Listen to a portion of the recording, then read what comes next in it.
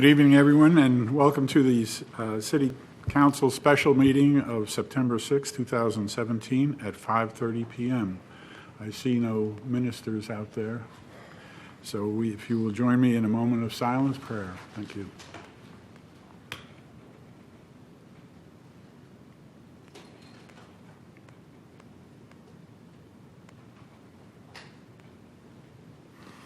Please join me in the Pledge of Allegiance.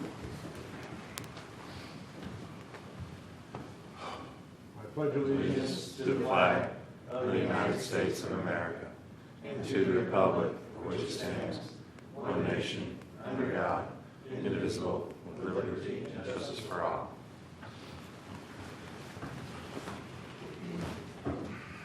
Mr. City Manager, I think you're up first, other than I will say that, of course, this is our first budget meeting. Yes, sir. The purpose of the meeting tonight is to conduct the first public hearing on the city's proposed budget for FY 2018. We will read the related ordinances to adopt the tentative operating and voted debt service millage rate. We will read the proposed resolution establishing a formal fiscal policy on the utility return on investment for the general fund, read a resolution adopting the schedule of fees for water and sewer service, and conduct a first reading of the ordinances proposing the FY 18 solid waste rates, adopt tentative operating, enterprise, and capital budgets. And we have staff. Of course, the city attorney will be reading the ordinances, but we have a presentation from staff, and we have all of our staff directors in audience to answer any questions that you may have regarding the budget. Thank you, sir. Mr. City Attorney, are you ready to do some reading? Yes, sir. Ordinance number 26, 2017, an ordinance of the City of Titusville, Florida, providing for the millage for the operation of the City of Titusville and voted debt service levy for fiscal year 2018 and providing for an effective date. Resolution number 14, 2017, a resolution of the City of Titusville, Florida, establishing a formal fiscal policy on a utility return on investment for the general fund on the city's business-type activities and providing for an effective date. Ordinance number 27, 2017, an ordinance of the City of Titusville, Florida, adopting the general and related budget to the City of Titusville for the fiscal year 2018 and providing for an effective date. Resolution number 13, 2017, a resolution of the City of Titusville, Florida, amending the schedule of fees for water and sewer service by increasing the charges and rates and providing for an effective date. We have a couple more, Mayor. Okay. Ordinance number 28, 2017, an ordinance of the City of Titusville, Florida, amending Section 16-116 of the Code of Ordinances by amending and establishing an increase to the residential monthly charge for solid waste and recycling fees, and by amending Section 16-117 of the Code of Ordinances by amending and establishing an increase to the commercial dumpster and commercial can monthly charges for solid waste and recycling fees, and increasing the commercial dumpster rental fees and providing for an effective date. Ordinance number 29, 2017, an ordinance of the City of Titusville, Florida, adopting the Enterprise Fund and Capital Improvements Program budget to the City of Titusville for the fiscal year 2018 and providing for an effective date. Okay, next, City Manager, we have a presentation. Yes, sir. I got our finance director and assistant city manager, and the presentation that they'll provide is on your computers. And with that, I'll turn it over to Bridget and Tom. Good evening, Mayor, Vice Mayor, City Council. As City Manager indicated, the purpose of this special meeting is to conduct the first of two required public hearings to adopt the fiscal year 2018 operating city budget.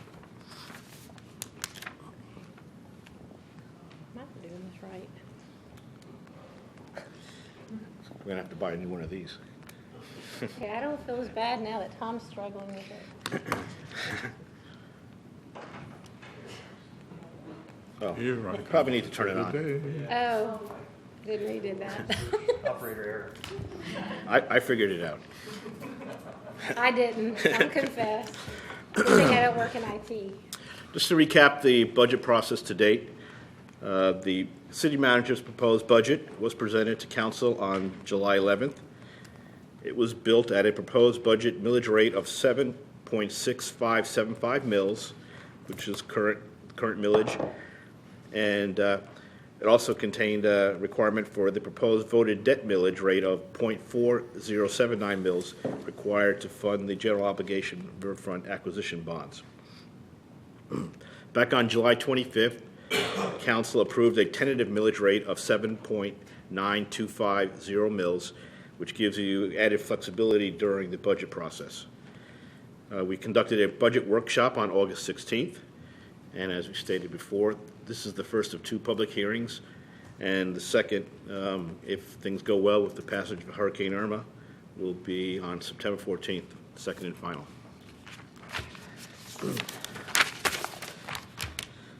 The fiscal year 2018 budget is built on a proposed millage rate of 7.6575, which is 6.29% above rollback, and yields an additional $762,000 in ad valorem revenue, which is embedded throughout the city manager's proposed budget.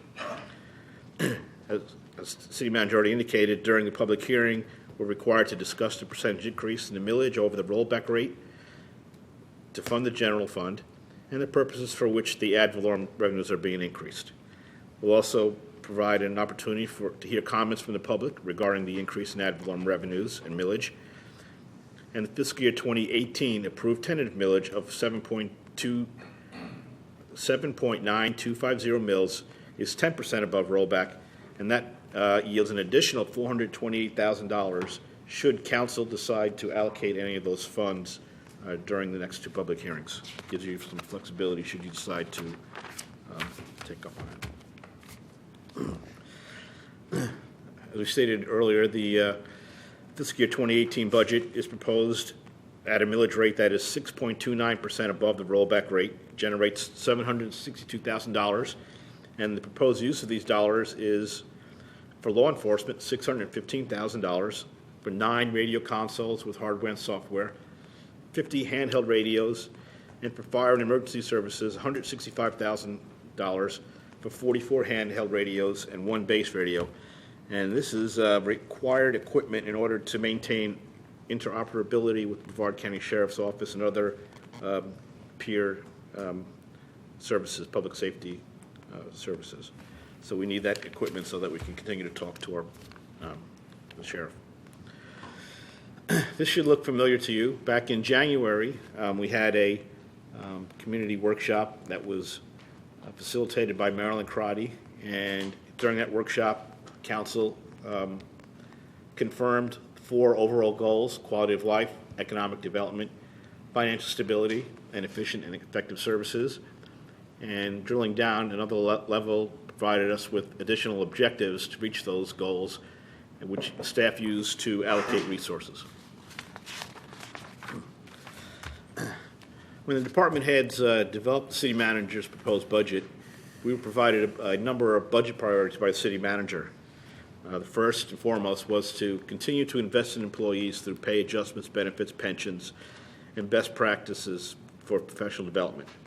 We were able to, within fiscal constraints, adjust some staffing levels. We're continuing our citywide culture of continuous process improvement through the use of Lean Six Sigma staff training, process improvement projects, and performance measurements. And we're focusing the operating budgets on addressing near and midterm aging and capital, critical capital requirements. City manager also directed us to prepare the operating budgets at current levels, to focus the operating budgets on improving public safety, public outreach, infrastructure, utilities, technology, equipment, and leisure and recreational activities. We were told to review, implement, and replace capital outlay items necessary for new growth demands, and to maintain the general fund emergency and stabilization reserves at the current levels. Additionally, we were required to preserve and enhance municipal revenues by maximizing use of miscellaneous reserves, restricted and grant funds to fund general fund operations. We continue to improve on our excellent credit rating by aggressively retiring commercial loans, revenue bonds, and capital leases debt. And also, we continue to establish long-term recurring revenues to minimize the reliance on one-time sources. Some of the highlights contained in this proposed budget include some capital items necessary to address aging infrastructure, such as replacement of the emergency response radios, sidewalk repairs, replacement of essential vehicles and heavy equipment, some computer and software upgrades, renewing the stormwater system, and water and sewer system improvements. Additionally, this is the third year of the 3-year compensation pay study, and it contains a 1.5 cost of living pay adjustment, which is slightly below the urban CPI of 2.37%. It also contains funds for 6 miles of road resurfacing, which is on target to replace the 180 miles or so of city roads on a 30-year cycle. 15% increase to city-paid, employee-paid healthcare premiums. Again, as we've stated numerous times in the past, healthcare continues to be one of our biggest challenges, and just trying to get our arms around providing quality healthcare at affordable rates for our employees continues to be a challenge. And we also continue to implement a cost share for dependent coverage at 50%. One of the comparison items that we always look at when we set our millage is how do we compare to our peer cities. And you'll see that Titusville has the third from the highest millage, right behind Palm Bay and Satellite Beach. And next slide. The reason for that is, although we have the highest millage, we still yield much lower revenues, and that's because the median property values are much lower than some of the more southern communities, such as Satellite Beach and Rockledge and Vieira. But this gives you an idea for the proposed per capita ad valorem taxes. It's a little over $200 per person, where in the Atlantic and Cocoa Beach, they're taxing their residents at $800 plus per person. So obviously they can do a lot more as far as with the funds they have available. These next two slides are the infamous tax house that we've been presenting to council for a number of years. The first shows where the tax dollar goes for a proposed property tax the city manager put on the table of a home in Titusville that has an assessed value of $122,000. As you can see, the Brevard School Board gets the lion's share of it, 37%, followed by the city of Titusville gets about 34%, or $585, and then followed by the county and a number of other smaller MSTUs and special taxing fees. Now, if council decides during this next two hearings to add additional or go up to tentative, which is the highest you can legally go to millage rate, you'll see that the numbers change slightly. The share of the city of Titusville's tax bite goes up from $585 to $604. So that's the impact of going to tentative. It is a tax increase. At this point, I'm going to turn it over to Bridget, who's going to discuss numbers. Try. Again, I'll talk with you. Okay, I'd like to begin by discussing a few changes that we're proposing for the adopted budget. Every year, whenever we publish the proposed budget, some numbers come in and some things come in, and we could tweak and make the budget a little better. So these are the tweaks that we're proposing. The first is for general fund. Our simplified communication tax revenue came in a little bit higher, so we want to add that to the budget. The second one is just, it looks weird, but in order for me to balance general fund, I had to adjust something somewhere, so we took it out of miscellaneous revenue, $800. The two big expenses, you all were told about this grant for the fire department at the budget workshop, so we'll be adding both the revenues and the 6 additional firefighters to the budget for the adopted. That's where you get the $389, and that's again funded by grant revenue. We needed to get some body camera storage for the body cams at TPD. That was not put in the proposed budget. It was accidentally omitted, so we had to figure out a way to fund that. So we're needing to add that back to the budget, or the body cams aren't going to work right. And then the last item is, these are expenses that were budgeted in general fund, and we realized that we can actually pay for those costs through the forfeiture fund. So you just see us moving that $15,000 in expense from general fund to forfeiture. And that's part of our utilizing restricted revenues as much as we can to pay for things. It worked out really well because we needed it. And then for CRA, we're adding a part-time service worker that will just do work in the CRA area. And then in the water department, we're showing you net numbers here, but when we do the proposed budget, that was just based on estimates prior to receiving the rate study from PRMG. So after we receive the rate study, we need to adjust all the revenues down by a net number of $860,000. And then there was a grant that we had included in the proposed budget that was already budgeted in another way, so it shouldn't be in the proposed budget. So we need to reduce their revenue down by that $1.3 million. They have plenty of working capital to cover those costs. So those are the changes for adopted. The next few slides are just to kind of remind y'all of some of the additional funding considerations that we talked about at the workshop last month. The total needs were just over $10 million. And as a follow-up to that workshop, you all asked us to prioritize those requests. So the executive leadership team and city manager, we all sat down and we said, in a perfect world, what are the priorities of that monster list we gave you all? And so the top 10 listed items are right up here for general fund. Where that red line is drawn, the sum of everything above the red line totals the $427,000, which is the maximum you all can go up to meet your tentative millage requirement. So that's the importance of that. You notice the number one priority for you'll see it in the other funds as well, but for general fund in all of them is an increase of 0.5% in a COLA, and that's because we were not able to make it up to CPI, which was 2.3%, as Tom said earlier. We originally started the budget build at 2.0 in terms of a COLA, but we could not afford it, so we bumped it down. So you'll see that in all the funds as a priority for the city. These next few slides are just all of the other items that were funded by tax dollars that were prioritized by staff, but they were not enough to meet the top 10 needs that we really, really felt like we wanted to do first. That's just a little reminder of the rest of the $10 million there. And then again, this is the last. These are the last items that were discussed at the workshop that didn't make our top 10, but they're still out there for consideration if you so choose. The next ones are the enterprise funds, and again, with the enterprise funds, these things will all be funded through rate increases, except for these pay increases. The pay increases are not substantial dollar amounts, and these enterprise funds have enough working capital to pay for those COLA increases.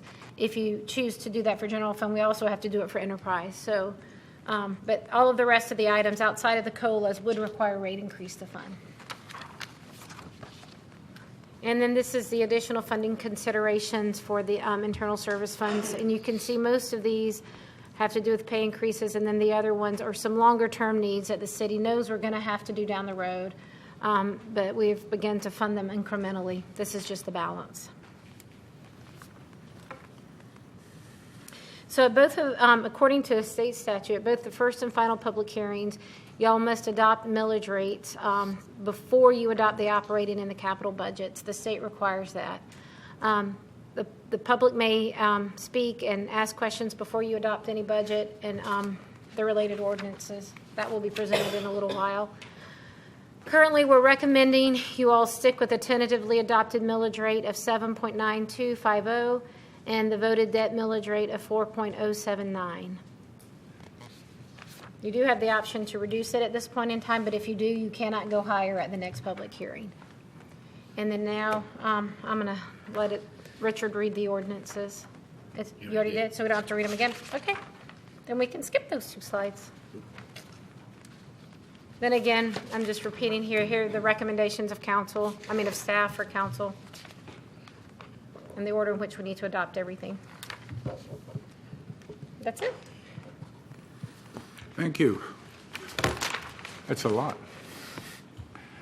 Mr. City Manager, do you have anything to add at this point? No, sir, but I'd like to reiterate what Bridget said, is we're currently at a tentative millage rate of 7.9. So if you adopt something that's less than that, then that's what you're going to be stuck with at the final hearing.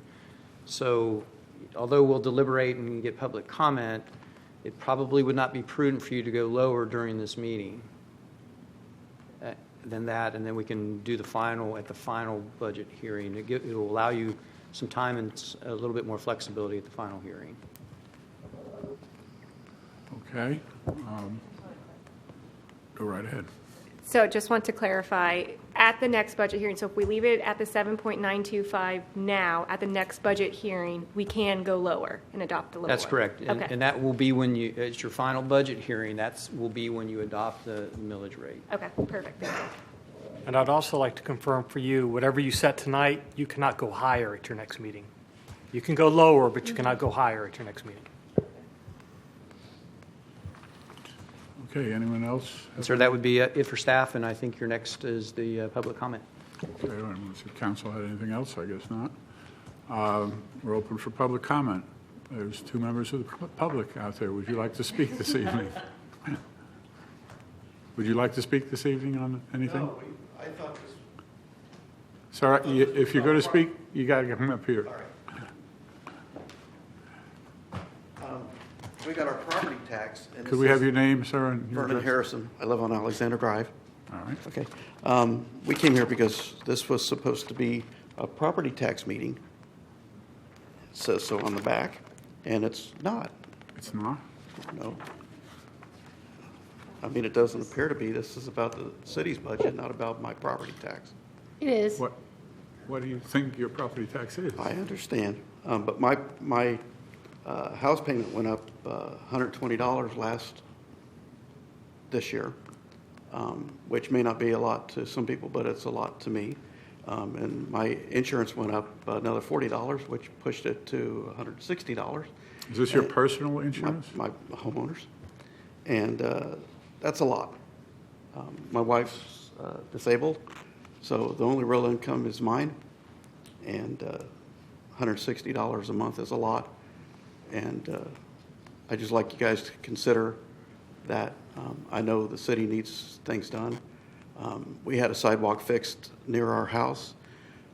It took about 2 years to get it fixed. I'm happy it got fixed. It took 4 months to get the blockade taken down, and the forms that were put up around the sidewalk are still there. So I'm all for improvement. I work for Orange County Schools, so I understand government repairs. We're not the best, far from it, but I understand the need to take care of city workers. Believe me, I do. Our increase this year is 2.2%, so if you guys are giving 15, more power to them. But I would like you guys to consider that when it comes to property tax. Thank you, Sorry, sir. I wasn't prepared to talk, so thank you very much. But you were the only one here. All right, we have no other members of the public. Do we go right to the votes at this So, time? Mayor, I'd like to point Yes, sir. something out to council as we go through tonight, since this is the first time. According to the statute, the first substantive issue you will discuss tonight will first be the increase in millage over the rolled back rate necessary to fund your budget, and the specific purposes or reasons why the ad valorem tax revenues are being raised. You will adjust the tentative budget as you feel appropriate and recompute the proposed millage rate based on that adjusted budget. Before adoption of your tentative millage, you shall publicly announce the percentage, if any, by which the recomputed proposed millage rate exceeds the rollback rate, which is the percentage increase in property taxes to be tentatively adopted.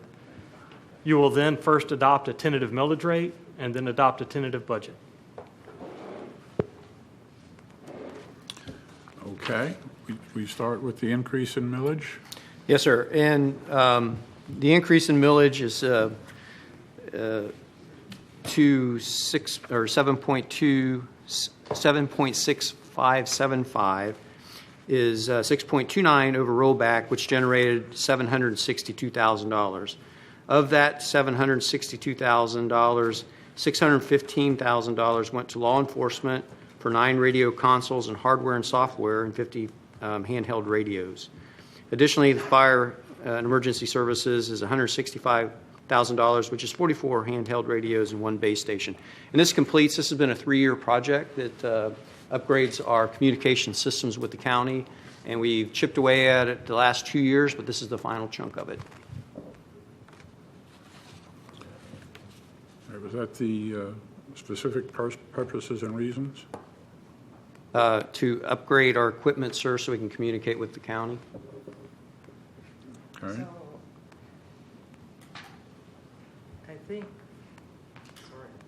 I think we need a motion, correct? We ready for a motion at this point? No. No. No. Do we want to discuss But it What further? I'm doing is explaining why we are over our rollback rate. Okay.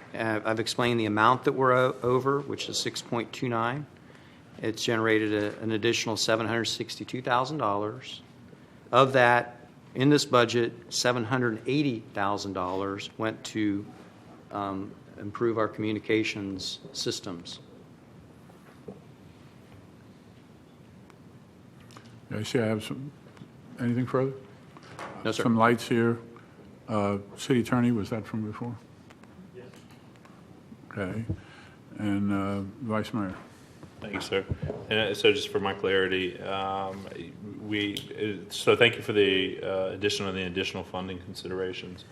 On possibly at the next meeting, might it be possible, I know in the past we've had a spreadsheet that for some of those considerations that we can tweak with? Yes, sir. We found that spreadsheet cumbersome. Okay. And what we have provided for you in this workshop is if you go to slide number 18, each one of those items, we have the required mill rate to put in there. And we're prepared to calculate those real time for you. Okay.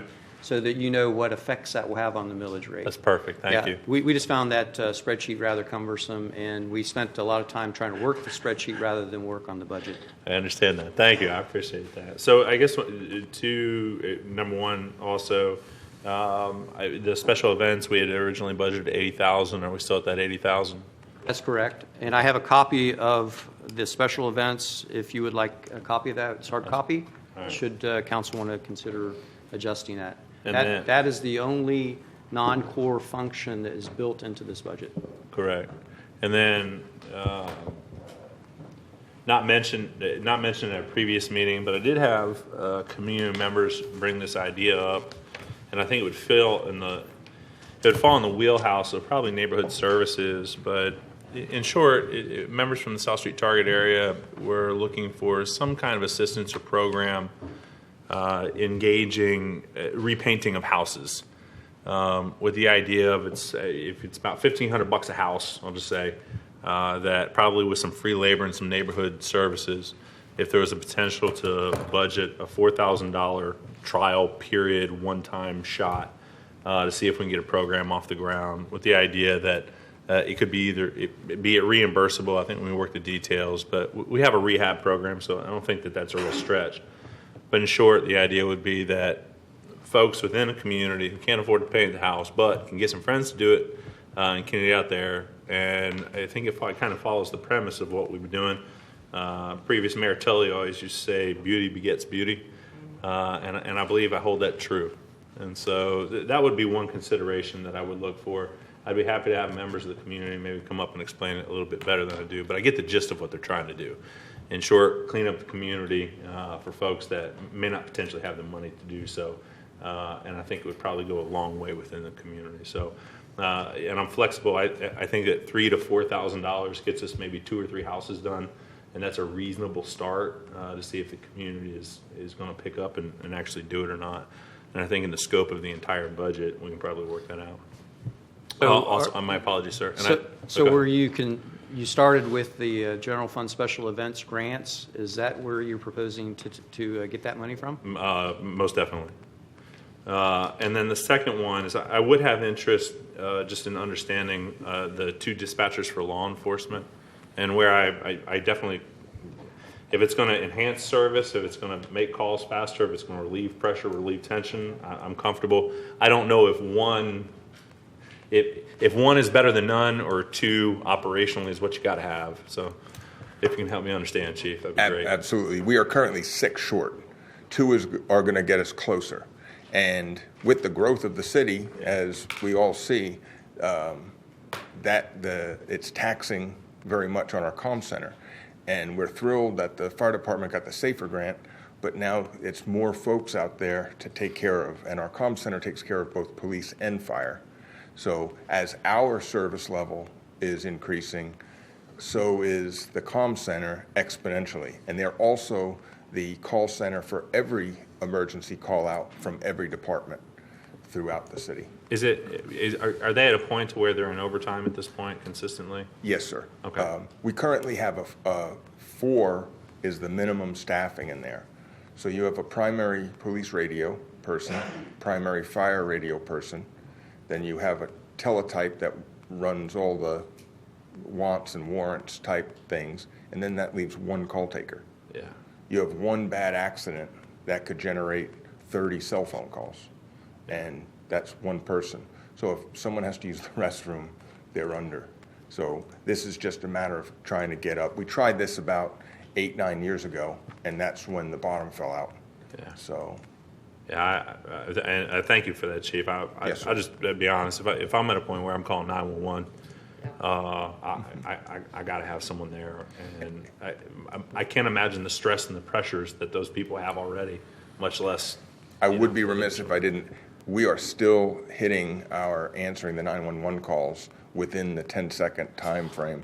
They are still doing it. They're doing it on overtime, and they're not getting their proper breaks for vacation and for stress relief. So we just have to. This has become a very big priority for us. Thank you. Thank you, sir.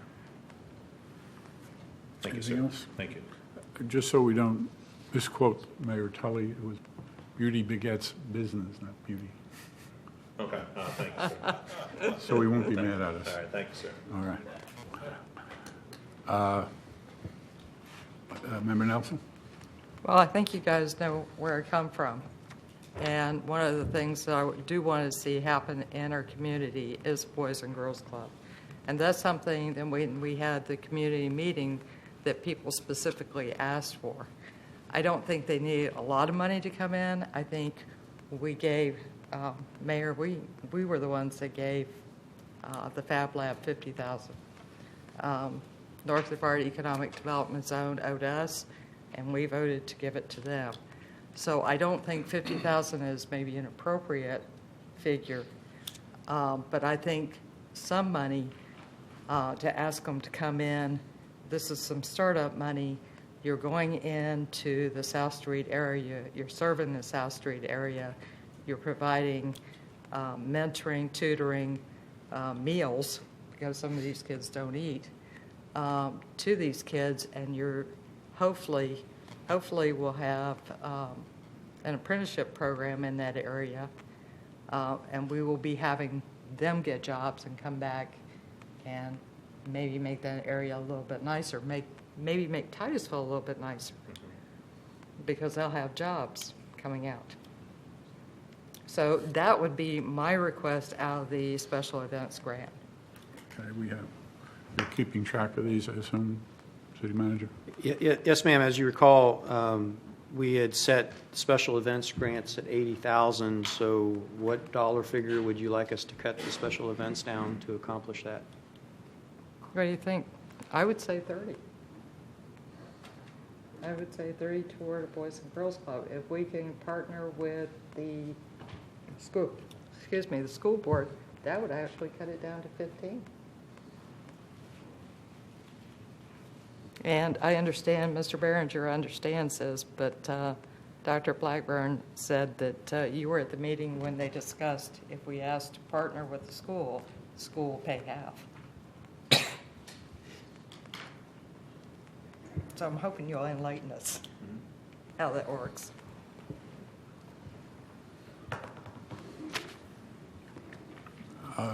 Okay. I have a question. Maybe the City Manager can answer it. You mentioned the money for the Fab Lab. Was that money, or maybe the city attorney, was that money designated to economic development? Do you recall? That was a project that we were going to develop a standalone structure. They chose not to do that, so the time ran out on when the reimbursement was due, so the money came back to us. And we chose to do the startup for the Fab Lab with that. But where did the money come from? Originally from us. Yeah, no, I mean, from what pot did it come from? What pocket? It was out of the general fund, sir. Just out of the general fund, so it was not designated? No, for sir. that particular thing. Okay. I thought it might have been dedicated to economic development, and it would have been a different situation. And I will say the Fab Lab is really looking Oh. forward to working with the kids. And for the chief's general knowledge, 93% of those kids do not use drugs. 100% of those kids graduate. And we were talking, I know Mr. Behringer was talking about the drug problem in this area. Every time somebody goes to the hospital for an overdose, one of the doctors told me it's $8,000 a night to treat those people, and there are multiple people every week going. So if we can raise a generation that doesn't have that addiction, I think we're a lot further off, a lot better off. Thank you. Member Diesel. Similar to Vice Mayor Behringer, as I looked over possible additions and changes, I really think the dispatcher department is extremely important, even to the point of if two is really good, one's better than nothing. I'm not looking to do that, but that's another thought. And I may need you, Chief Lau, but the next thing that's on my mind is the addition of a police officer. I see we have an addition of 5 in the budget or in the desired range. But if I divide the $300,000 by 5, that's $60,000 per police officer. Again, one is not 5, but one is not none. And I'm looking to make a difference in that area. What's your thought on, is 1 worth a talk? Is 2 worth a talk? Well, the city manager and our staff at the PD have come up with a plan how to phase in and get our staffing up. What we thought was we're really optimistic about getting 5 officers in the COPS grant. So instead of budgeting for the 5 now, let's wait until the very end of November, beginning of December, where that is awarded. That grant is a 25% match. So 1.5 officers has to be funded by the city. And that'll get us up pretty much about 35%, 40% of our emergency deficit, and then we can chip away as taxes and the commercial tax base improves and the businesses start coming into the city. Okay, so we're good that we can hold off on that, and then there's a plan for the future. There is, and truly, we went back and forth on this, and the dispatchers, they are truly keeping the entire city safe, both police and fire. Right. They are the heroes behind the scenes. And I would say that, when I write down 3 things that I've got going here off the top of my head, I'll be very honest with you, the 0.5% COLA pay increase is right there. I don't want to get behind the curve on that. I don't think we want to do that with our employees, so that's one.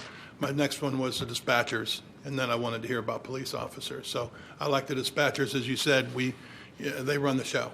They call the plays, and without them, we're in trouble, and they affect both of us. They do. So I think that's a big deal. Thank you. Thank you. Member Stokel? Okay, so I wanted just to clarify a couple things. So the original proposed budget was built at the 7.65 millage rate. This is more for the city manager. Are you now proposing that we do pass it at a 7.92, or are you saying if we wanted to do that? What is your recommendation? My recommendation is that you leave it at 7.9 tonight, Okay. And you're deliberating as any items that you would like to go above our proposed budget of 7.6. Mm-hmm. So you're not locked into a number tonight's hearing, so that you can think about these items and then make your final decision at the final hearing. That would be my recommendation. Okay. But, and again, I would like to make sure council fully understands that any of these additional funding considerations is an increase of taxes. Right. Okay. So, and then I see on there that you did have that social media coordinator, and it actually made the top portion of it. However, if for whatever reason that does not get approved by us, has there been any discussion as to revisiting like some of the positions or increasing that area within our community relations department? We have a community relation department of 3. Right. And I think Which is you're kind well of- aware of the products that they're producing I know, now. it's a lot. It's a lot. And we really, to repurpose them, to put somebody as a social media coordinator would probably be a stretch. That's why we Okay. did research. Some other cities actually have Right. this position in place. At your recommendation, we moved it above the line. I think our information folks would definitely need additional staffing. Yeah, I would tend to agree with that.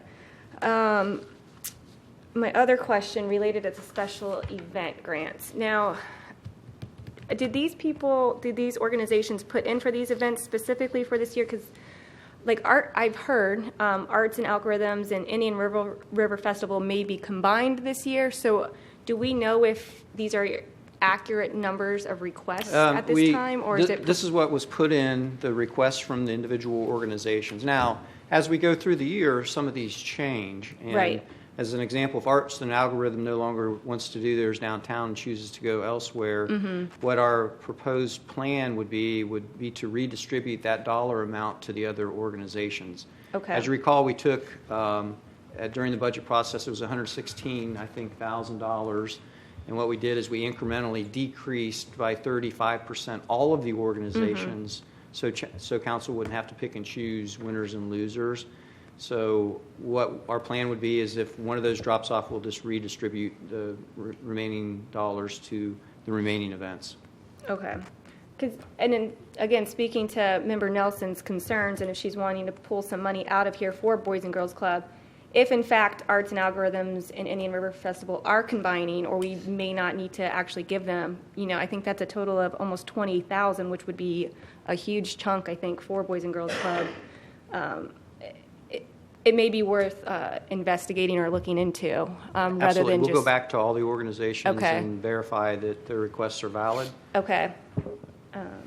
And then this one, I think, was concerning the CRA part-time position. I just wanted to know if I could get a little bit more information on that, and is that built in with the current proposed budget at the 7.65, or is that part of the additional? It was an oversight during Okay. our first, and as you recall, during the CRA meetings, we believe that all the amenities that we're adding to our downtown, the hanging baskets, we're about to get the shade structures up, some other things. Our thought is a dedicated person that can meet with the individual vendors and say, look, I'm going to clean your sidewalk today, our sidewalk, the city sidewalk. Right. I'm going to water the plants today. So we feel that it's a full part-time position that we can dedicate a public works employee down there that we currently can't do. Okay, so that was built into our proposed budget prior to raising it? No, we have adjusted the budget. That's what Bridget talked to you about, those numbers, those changes. Okay. I don't have that on my computer for some reason, so I apologize. So you've adjusted it. Did you have to take anything away? No, because the CRA has funds available. Okay. So that's what we are asking to include in the adopted budget. Okay. We don't publish the adopted budget until after you all finish the second public hearing. Okay. So during this process, we ask you about adjustments that we find we need to do.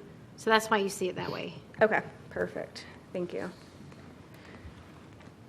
Okay, I think those are all my questions. Thank you. Thank you. Everybody's had one shot, and I would like to give mine at this point. Renaissance.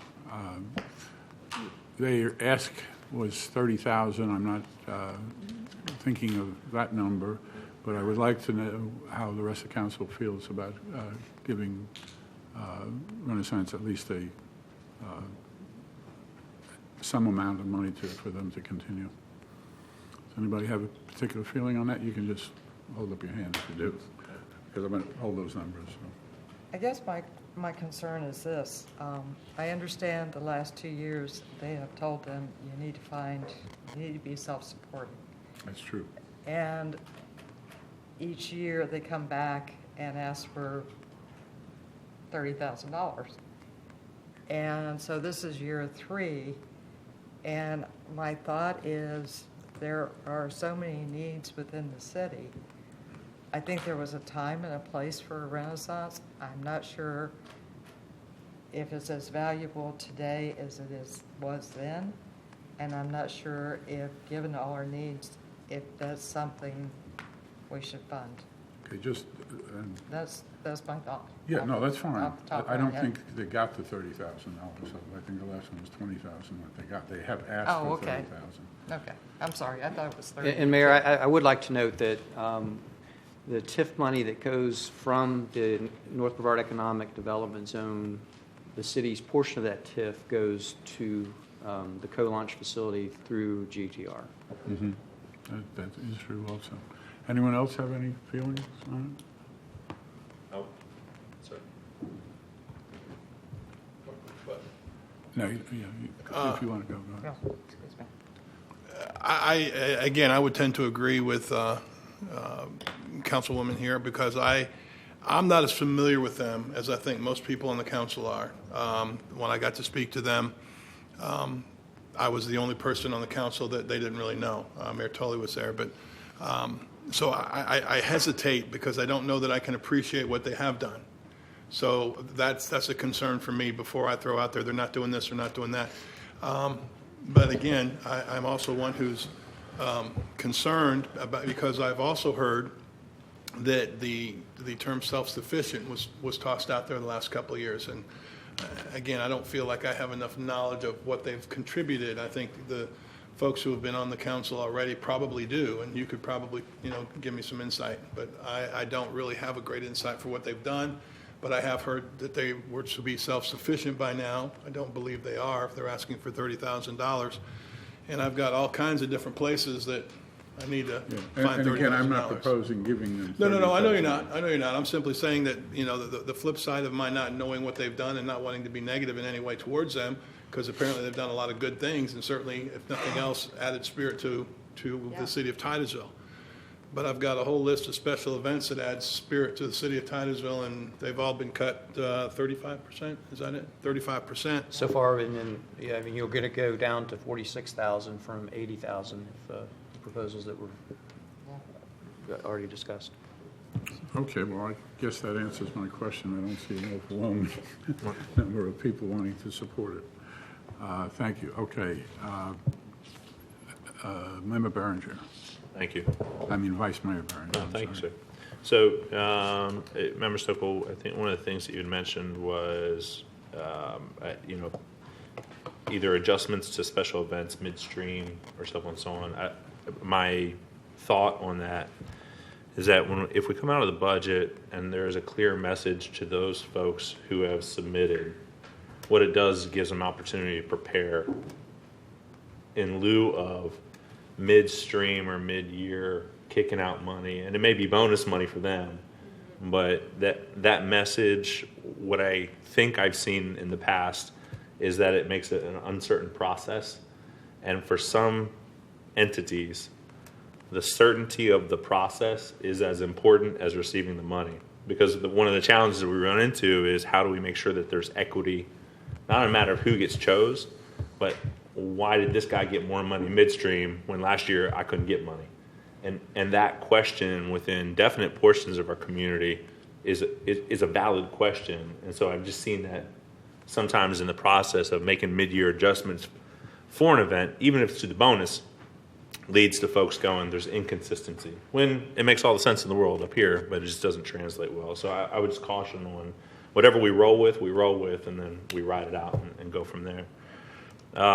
The other is on the CRA position. I would share with the council, I believe in this idea, because one of the challenges I think we run into is you make all this huge investment into the community of the city, and then the one thing you go is you don't take care of it, or you take care of it to the best you can without the resources you need, and to spend that amount of money without an idea of there's going to be some kind of associated upkeep, I think from a policy standpoint isn't something that I would feel comfortable with. So that's my thoughts on that.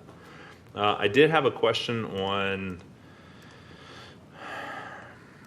my apologies, on the community development, the services inspector, and I think the question kind of going along the lines of the dispatcher is that a service where somebody's covering out of overtime? Is it increasing? Can you help me understand the ramifications of not having that person? Let me try like that.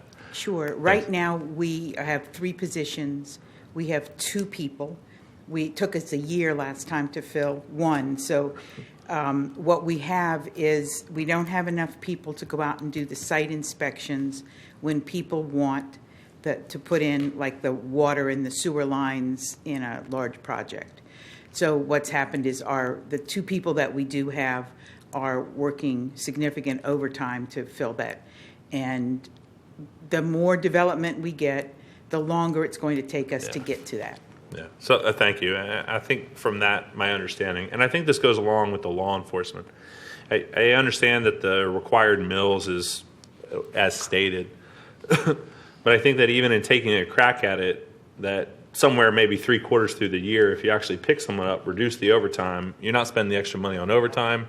Therefore, the millage may possibly be an overstatement to the total cost it would take, because we'll make some gains on the back end of that. Being said, I think that the community development, we've worked so hard as a city to say our permitting has increased, we've gotten faster, we've rewritten code, we've done all this, and at the nuts and bolts, the guy who can go check the thing off to make it a fast process, we just need another one. And what I think I heard also is that this is not somebody that we're just going to find tomorrow, even if we say we want it. So the chance are the longer we wait on this another year, inherently that's a year plus 6 months. So, or 2 years, God bless. So that would be my other one, would be to open up that option, especially with the idea that development is coming. I mean, that's happening. So for the law enforcement, at least 1 dispatcher I would feel comfortable with. The community development, I think that would be a smart investment as well. From where do we find those funds? I, at this point, am looking if it has to come away from, let me try like this.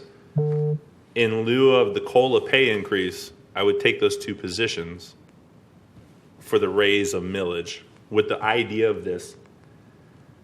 The 0.5 millage is going to mean something to everybody who gets it, and I believe that, and it's well deserved. But in contrast, if I have positions that are filled that are making the quality of my workplace experience better, if I can get a raise of X amount, or I can have every day I show up to work, there's more people to help me out, I'm going to err to the side of more people to work to help me out, get the job done in a more efficient way, and deliver our services faster. But that, if I got to raise millage on one or the other. But Yes, sir. If I could address the COLA. Thank you. Of course, it's a morale boost to present a 0.5% mill increase, but what we're trying to do is not get in the position the city was in the past, where we didn't do raises or keep up with the COLAs, and then we had to do a pay study that cost us a big chunk over 3 years of $1.6 million. So our rationale is more on the side of keeping up with the cost of living, and we weren't able to reach 2.3, which is the nationwide average, but we believe that 2.0 is certainly sufficient to keep us at least in the ballpark. Okay. All right. Thank you, sir. I appreciate that. I want to address your feelings on it, though, because we had a similar situation years ago, and the rank and file did not agree with what you were saying. I totally believe that. Okay. Member Nelson, you're next. Mr. Cook, can I ask you a question? It's indicating flooring for the Harry T. Moore Center. Can you explain it to us? What we're looking at, if it's something that, the floor's going to cave in, or? No, the floor's not going to cave in. Basically, all the tile needs to be replaced in the kitchen and the common, the large dining room. It's popping off the slab now. We make repairs to it. Same thing happened in the lobby. We funded carpet for the lobby. We cannot do that in eating areas. No. So it needs to go to a commercial tile replacement. So if it's not funded, we'll continue to patchwork it like we do now. We repair it. So we could, if we had to, we could kick that for a year. Yeah, it was deemed to be a priority when we were looking at priorities for additional millage, but if it's not adopted, then certainly we'll roll to next year. Okay. I'm thinking next year's budget might be a little bit, not quite so tight. I hope. I don't agree with you, ma'am. I think it'll actually be tighter next year because we have the homestead exemption coming, and we don't see any relief whatsoever in health care. No good news. I was hoping for good news. Understand. Oh, well, I was going to say my vote would be to leave the COLA pay increase, and I think the law enforcement does need 2 dispatchers wherever the chief went. That's a high stress job, and I don't know how those people take it. I think we do need a development and services inspector. I think after the incidents with the splash pad, we need a social media coordinator. Sorry, but I mean, Facebook was all over the place, and I was like, somebody needed to be able to say something to the effect of, the splash pad is getting inspected every day. I think it's twice a day, actually. And there are no germs out there, and we are not poisoning all the kids, and the health department isn't shutting us down. It just got crazy. I'm not sure I like Facebook, but You're not alone. I know. But I think we need the computer replacement program, and if we were going to do without something, it would be the flooring at the Harry T. Moore Center. So that would be my suggestion. Mr. City Manager, I assume you're keeping track of these things, but how do we handle whether... Well, sir, during your deliberation, first you need to make the decision that you're going to go above the proposed budget of 7.6. And these are the items that you're discussing to come to a consensus on. That's what the second is my question. Do we come to a consensus on them individually, and do we read them off? In the past, the meetings of the mayor has asked who thinks this is okay, and everybody said yes or no. Okay. Let's finish this, and I assume you're keeping a list, though, because I lost track here. Yeah, yes, sir. I'm keeping a list. So far, it's everything we have on the line.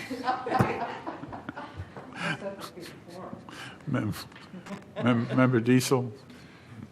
As we all know, this is a very tight budget, and the more I think about it, the more I don't see a whole lot of room for play. I think it's like a puzzle, and the pieces all fit, and we don't have a lot of room for other pieces. I think we'd all like to do all of this, but at this point, I really, and I said it earlier, I don't want to get behind the curve on the COLA pay increase. I want to stand by that, and I want to stand by at least 1, but I'd like 2 dispatchers. And I'll be very honest with you, I don't see me going any further in any area. 1 and 2 COLA pay increase, and 1 or 2 dispatchers. And as tight as it is, I said this to my kids their whole life at Christmas or whenever. Is it a want or is it a need? Well, there's a lot of needs here. I get that. So it's not even necessarily just a want, but we got to tighten it down, and there's no more places to put pieces in the puzzle. And I just don't think there's a lot of let's do this and let's do that. I think it's COLA and 2 dispatchers for me. And Mayor, again, I'd like to remind council that any of these items that you're discussing will result in a tax increase. Okay. Member Diesel. Member Stokel? Yep. I tend to agree with Member Diesel. I'm not really for tax increases. That being said, I do want to know hurricane relief. Do we need to plan for any additional funds for that? At this The way hurricane reimbursement works is as you know, we had Hurricane Matthew, and we have been told that our reimbursement will be forthcoming. And from that event, it was about, 380, I think total's like 511. 511 total. And we expect that mid-year, but we also expect that 580 to be absorbed within our medical expenses, believe it or not. Okay. So again, it's a reimbursement, and we have absorbed it to date, that $500,000, and we're waiting on that reimbursement, and we expect it to hit and then be So you absorbed. think we'll be okay? Okay, that was a question. And then, yeah, I know I was a big proponent of the social media coordinator position. I still am. But again, I do think we're looking at the needs versus wants, and I think it may be something that we can look into. I know we have the 3 staff members within that department, but it may not be the best or how we are all hoping for it to be, but it may be as simple as our talking points and whatnot, just putting that more out there, or even some of us that see something like the splash pad incident, sending it over and saying, hey, can you post this? Can you post it? For the time being, since, again, we are in a very, very tight budget.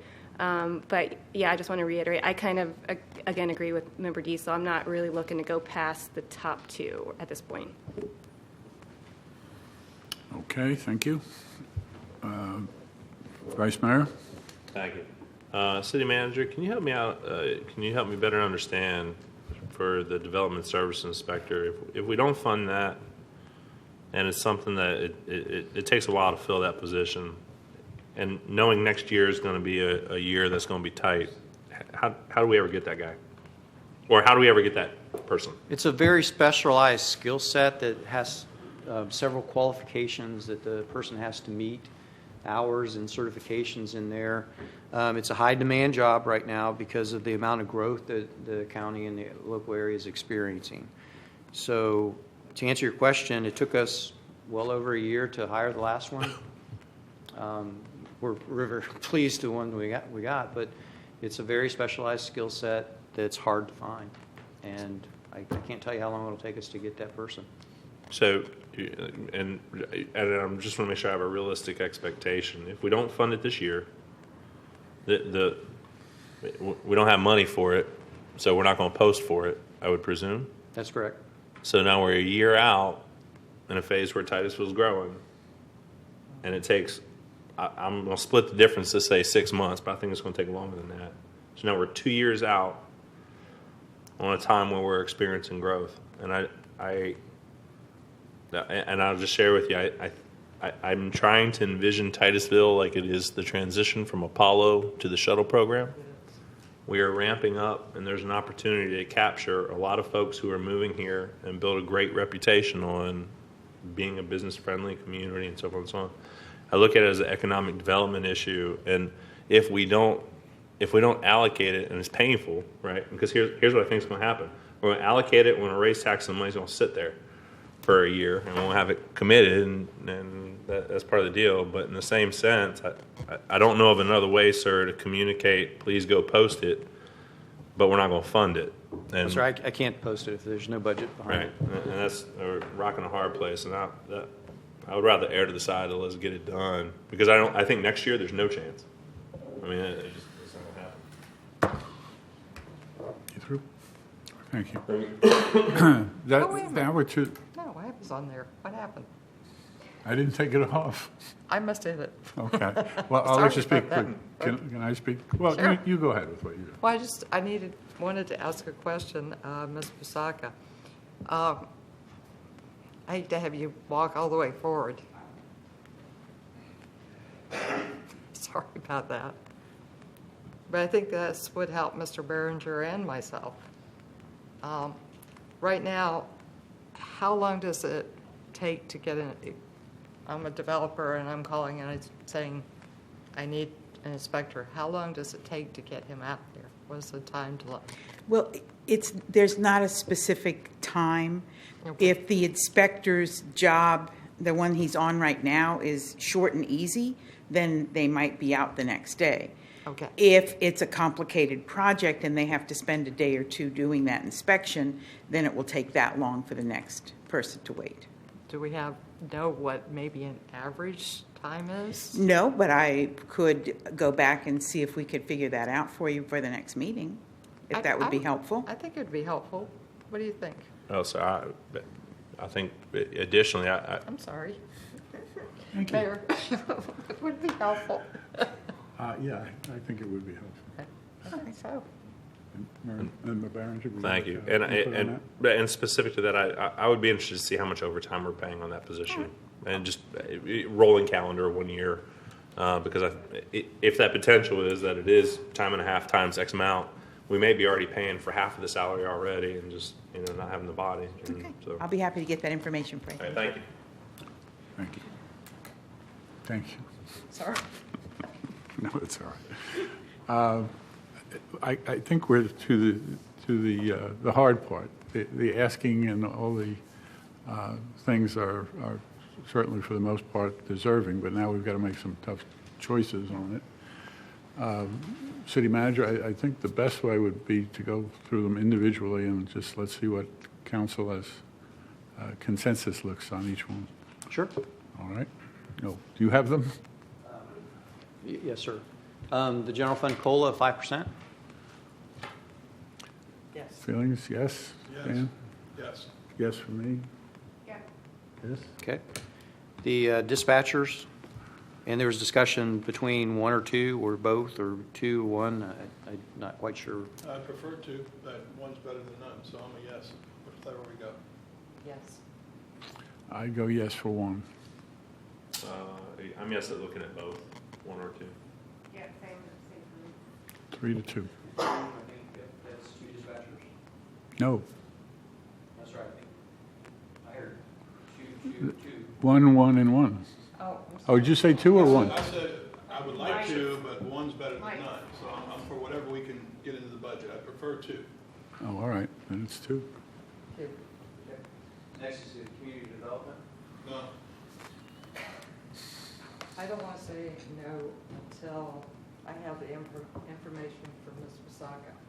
If I'm voting tonight, no. If I get new information, yes. We're just tight here, We are? and I just can't go any further. I'm done. Yeah, I'm with Vice Mayor. If we are, I would be curious to see how much we're paying on overtime. So if it is a significant amount, it may be more cost effective to go ahead and do it this time. But if not, and we're fine, I'm a no on that one. Can we hold that in abeyance? Yes, sir. All right. The next one is the computer replacement program for support services, info technology. No. I think we need to wait on that. If we're asking tonight and saying yes and no, clearly you've seen I'm willing to say yes or no. If we're waiting on everything, then just tell me, we'll talk about it next week.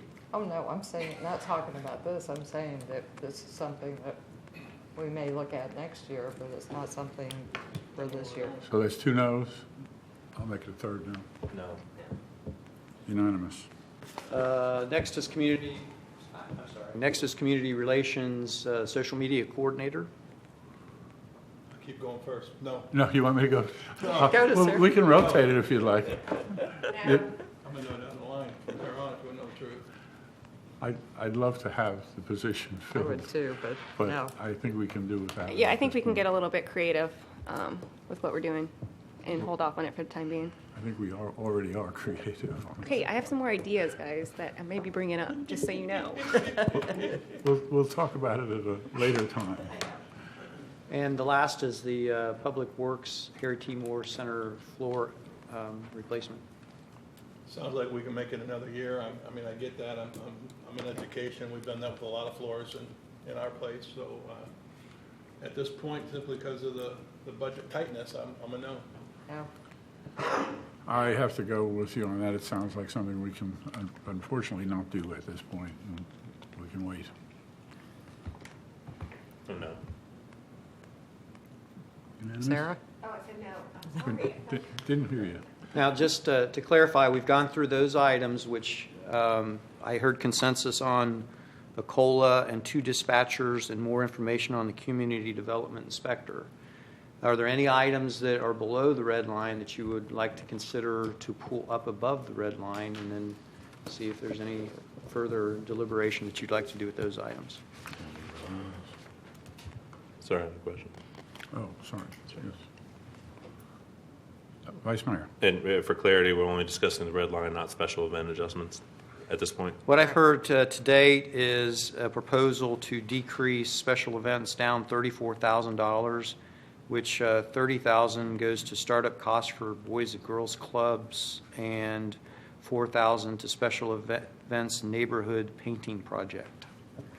So your special events will go from $80,000 to $46,000, and we'll work on the redistribution of the funds to each one of those. Now, council have needs a to understand that redistribution is a decrease that the event coordinator will have to make up in order for the event to go. And sir, for council, I would make that even 40 and then apply the extra 6,000 to either the COLA, the 2 dispatchers, or inspector.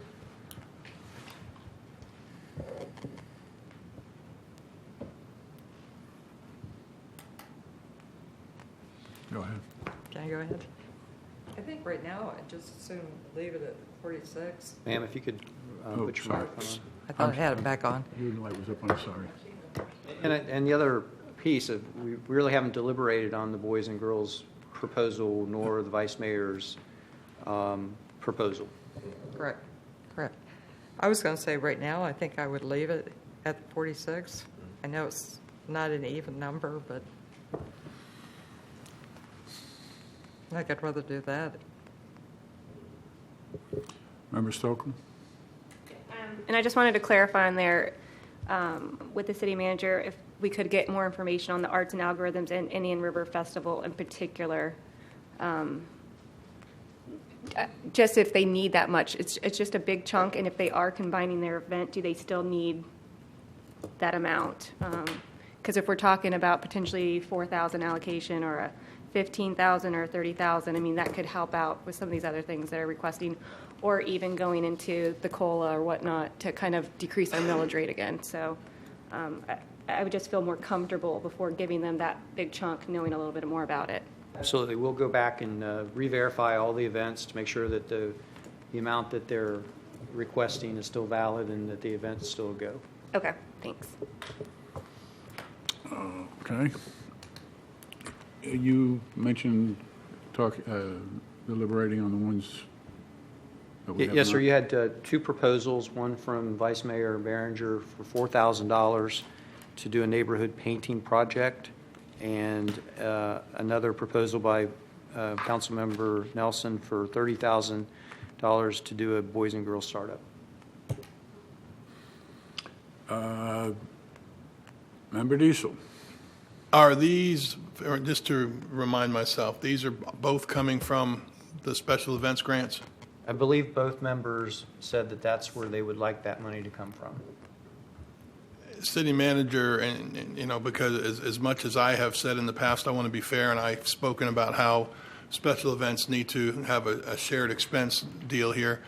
I was pretty satisfied with the 35% cut, and if you go and look at the fiscal year 17, and then the request for 18, and then we're down to 80, I just get concerned about what are we going to lose in our city, and what are we going to lose in our, as like our spirit, so to speak. And now that we need to go individually because, you know, obviously a Christmas parade has to go. I mean, has to be part of the deal, meaning we have to have one. Certainly fireworks. I mean, there's other things on there. Some, maybe not as much, but I don't know if we need to go line item or what we need to do, but I would be concerned about cutting some of these any further than the 35% that you've cut. Okay. Now, what staff did, sir, is we did apply a 35% cut to all special events, so that consideration is that you're not picking winners and losers of that. Now, we have done that in the past. We've said, I don't think this is a good event, and had that discussion. I will tell you it was rather lengthy, and it really put council in a position to pick winners and losers, and they felt very uncomfortable with that. Which is why I like your 35% cut, but I don't know that we can really afford to have quality events if we cut further than 35% in 1 year. I think that those who are putting these events on would agree with that.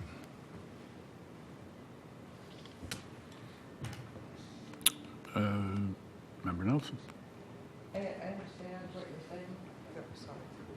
I understand what you're saying in that there are certain events that we have to have.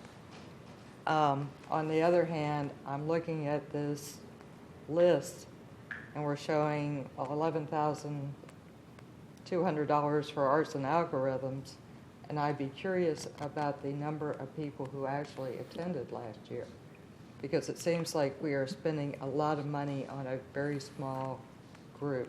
May I? And I may be wrong. So No. There is no more arts and algorithms.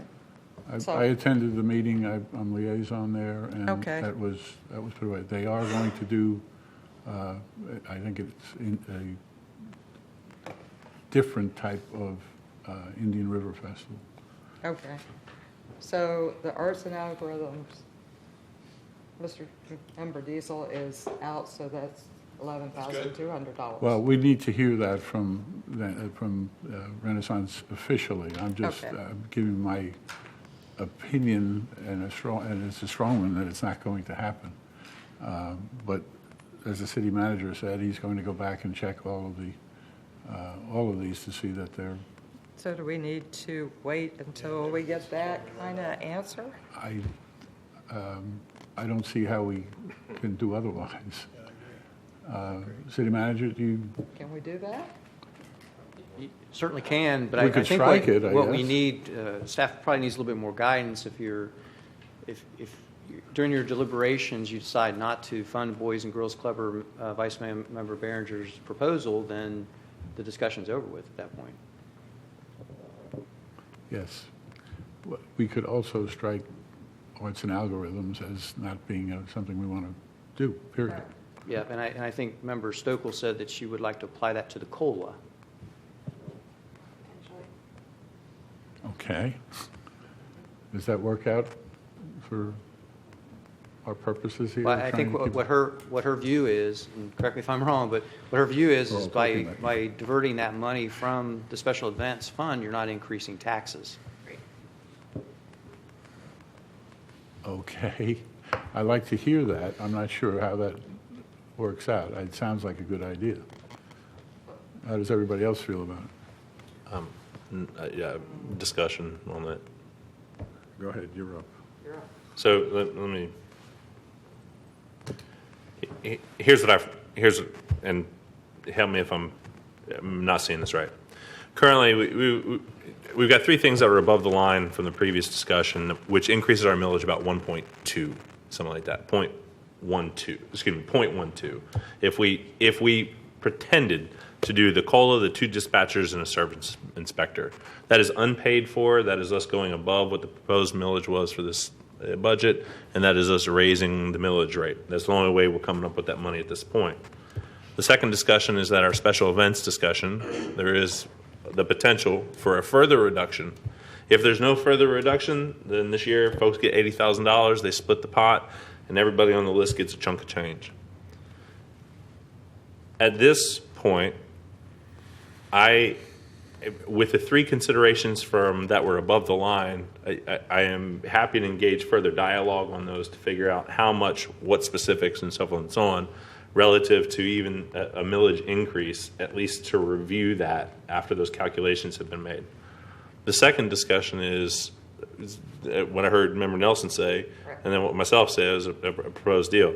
So unless we are talking about adding additional millage on top of that, then that money's got to come from somewhere. And at this point, the only consideration that I know that I myself and what I heard you say was it can come from special events. Right. Being said, to Member Diesel's point, Member Diesel, I hear you on, we've already cut it a chunk of change. I'll share some personal experience along the way. So One, a few years back, I had the privilege of serving as the president of Greater Titusville Renaissance. So I did that for a little while. And I had an idea to go through that process of when it first started, kind of, and so forth and so on, and grew.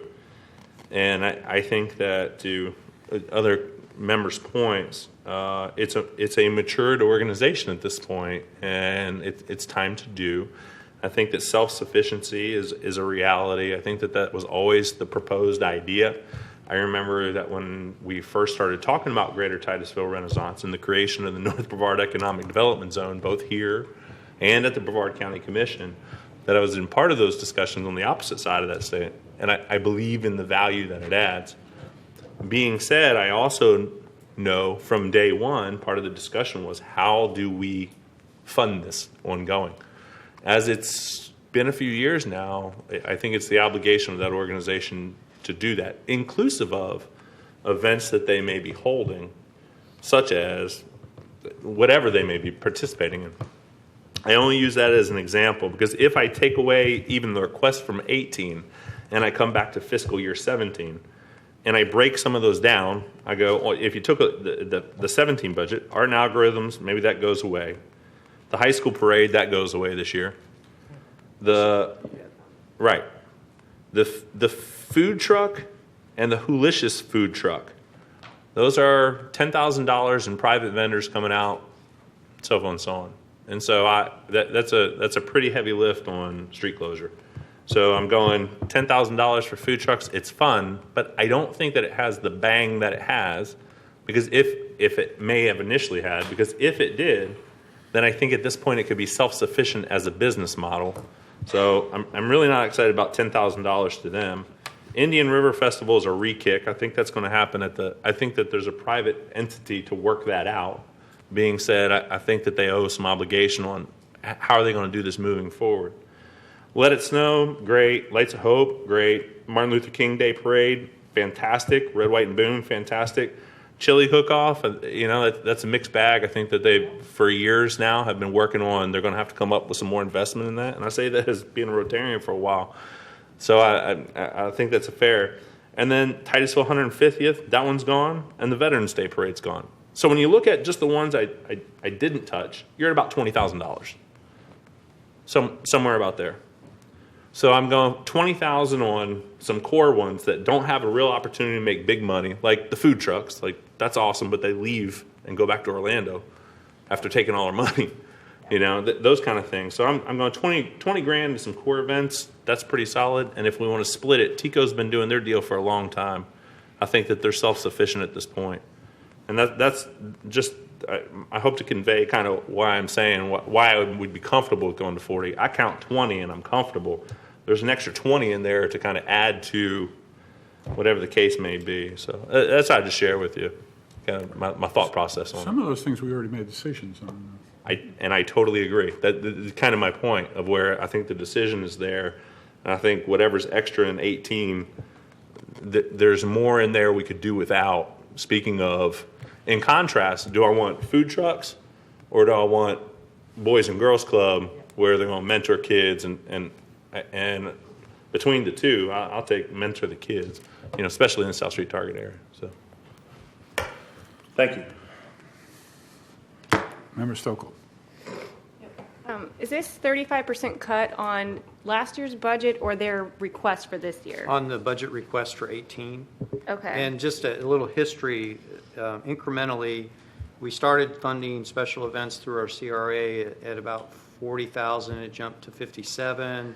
And then when we took a look at the number of events that were happening across the city, we couldn't get our hands around how many special events we were funding where. Mm-hmm. So we took it out of the CRA, consolidated it, and it was at 110 last year, and it's at 116 this year. So it's incrementally increasing, and we're trying to bring it back down to a reasonable level.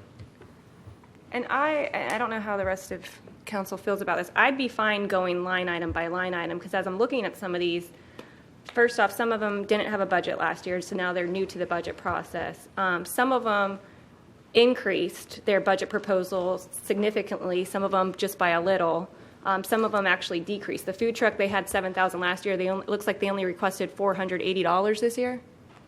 Is that correct? Yes, that's So correct.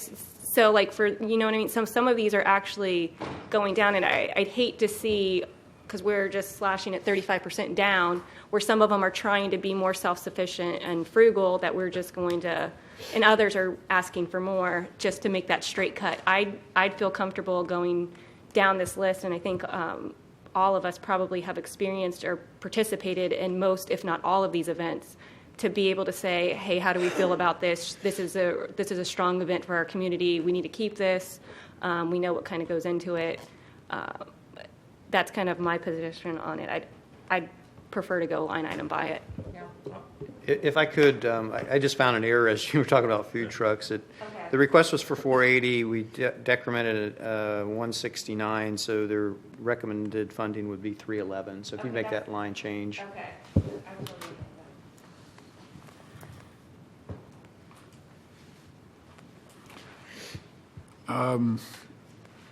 Member Nelson, you're next.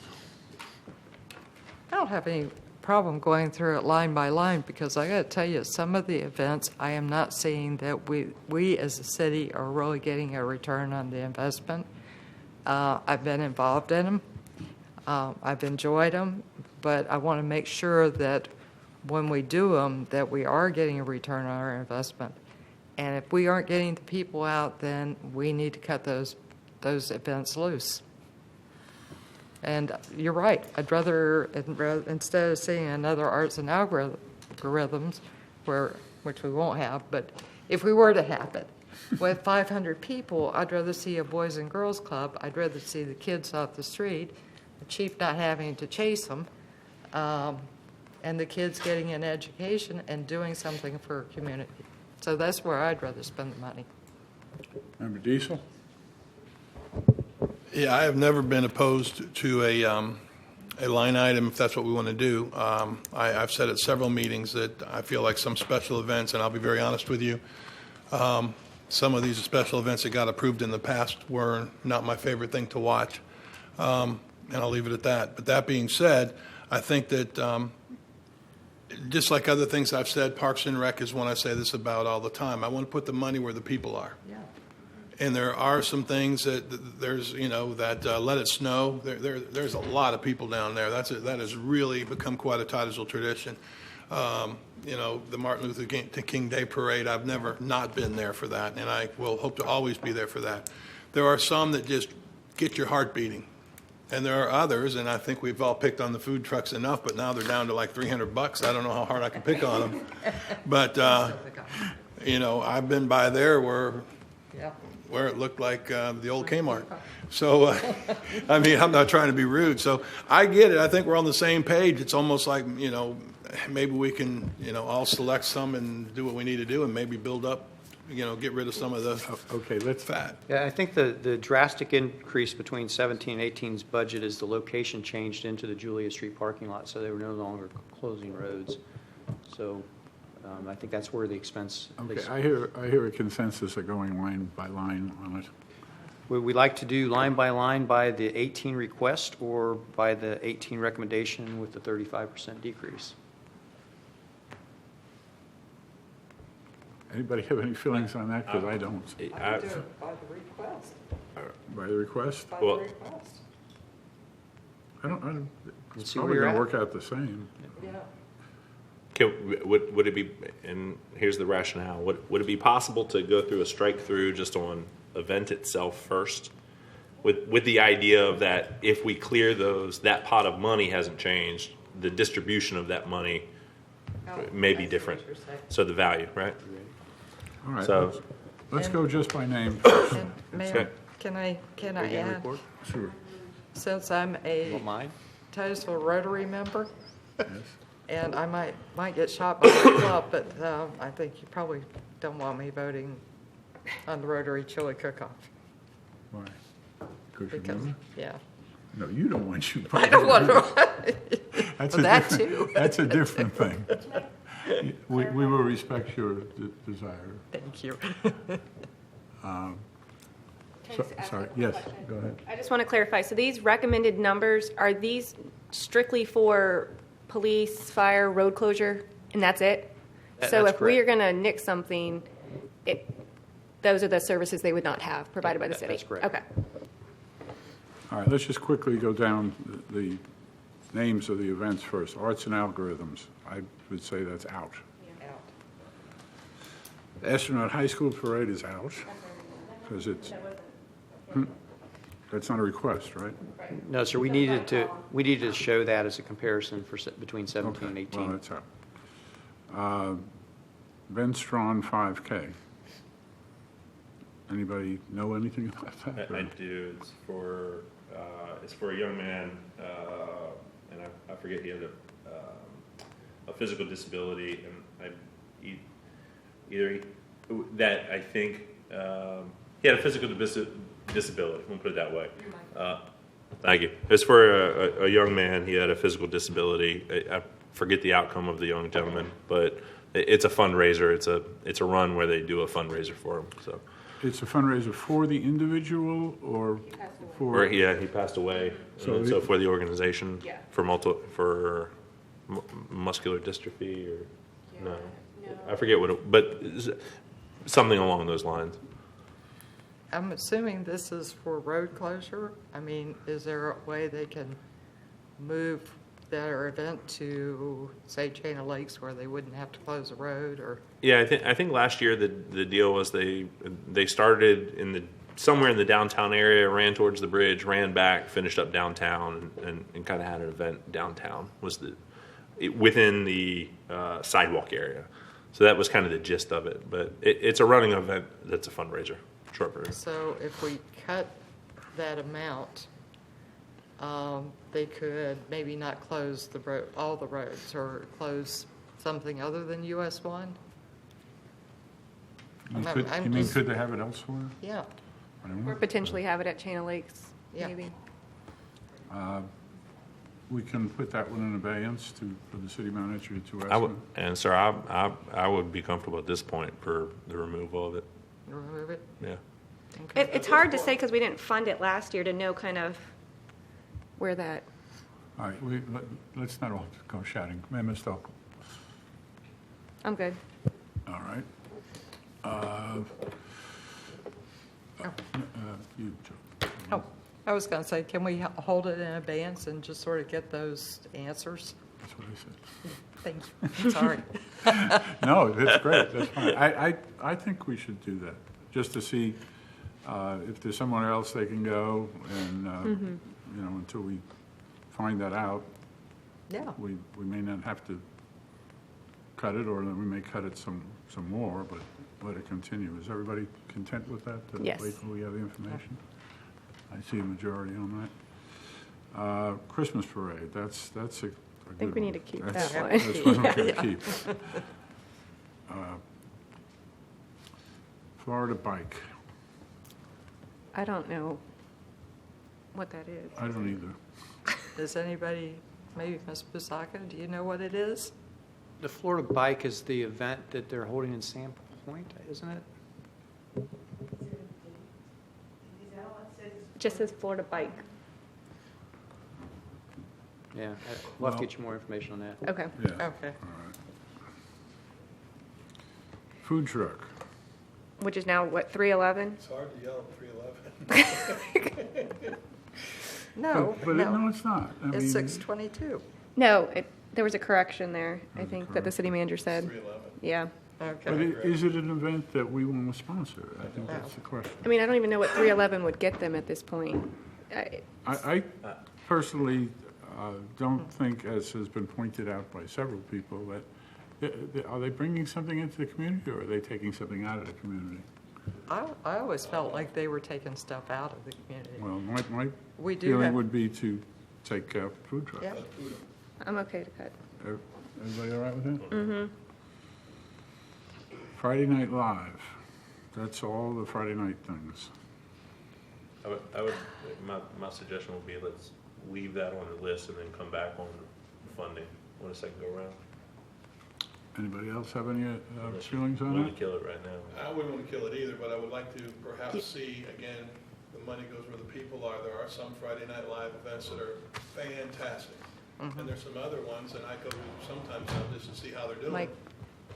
I go to them sometimes now just to see how they're doing, and there's nobody there. Nobody's overstating it, I get it. But I would like to reevaluate Or maybe all half. of the Fridays. Okay, so reevaluate. Every other month or something, potentially. I think they add a lot of spirit to the city. I think they do a great job. I love going to them. But some of them just are not as successful, and I go back to Vice Mayor's point that some things just need to be self-supporting. Well, and I think too, when we're doing it during the summer, well, I could have done without June's. I remember.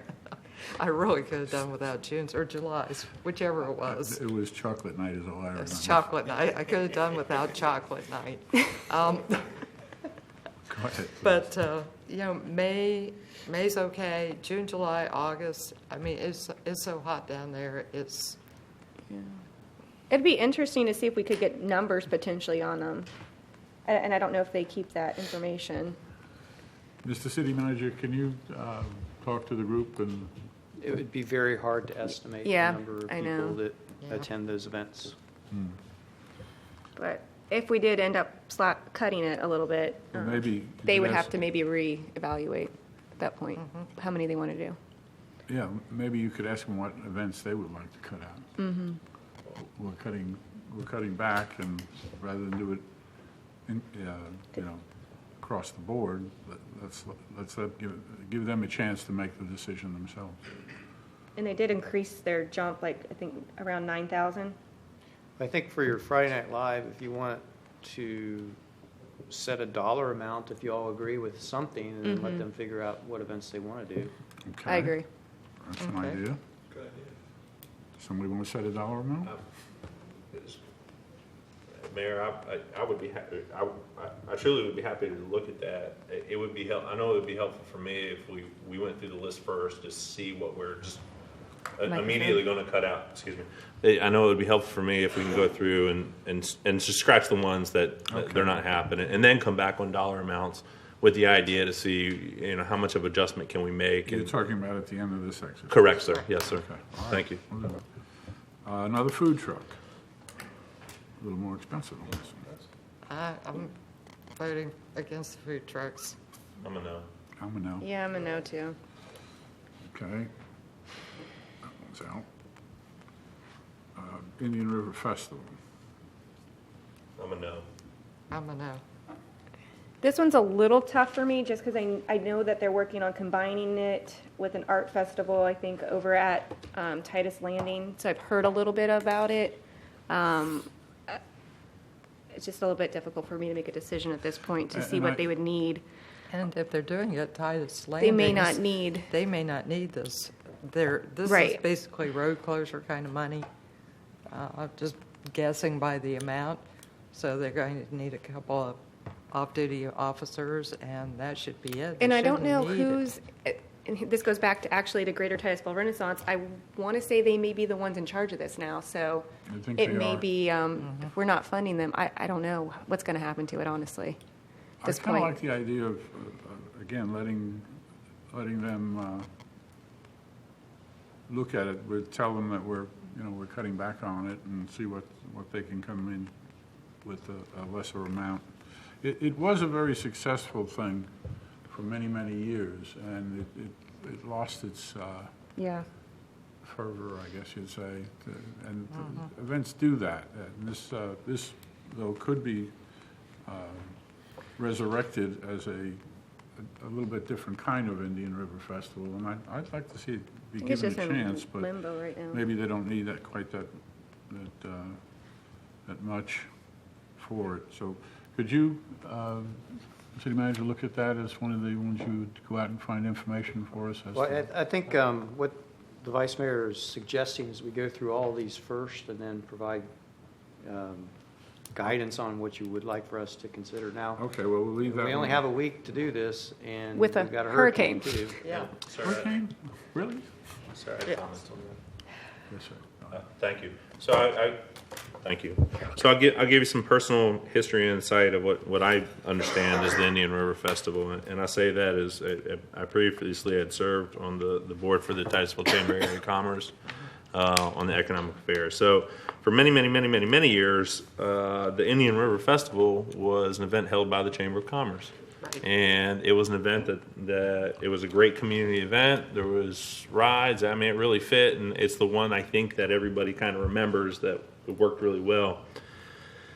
At some point during the past few years, there were two parts I think that drew people out there. One was that there were some carnival rides, and two was the festival that went along with that. Well, during a few years ago, the partnership for the folks that did the production on the carnival rides went south to Viera, and they went to the Viera State Fair, which left us with an Indian River Festival with no rides, and that's the deal. So since then, I don't think that we've had one that is reminiscent of when they were awesome. I think we got one back where we had some rides, and it was a little bit better and a bit more well attended, but I don't think it kind of fills the same gap that it once did. With even concerns, I think, but I won't even go do that. I think that's kind of the idea. Because of that, with year over year, just trying to kind of reinvent itself. I remember a year, and to the Chamber's credit, I mean, they put their heart and soul into it. It was going to be fresh seafood, right? That was one of them. Like, this year, we're going to feature local seafood. And great. Well, that was a great idea. Really didn't kind of go, and it just hasn't gone since. Being said, then I think that the event transferred, seeing where it was at, I think the event transferred or is transferring to GTR with the idea of, look, it's ran its course over here, but it's a staple of Titusville, so maybe you guys can do something with it.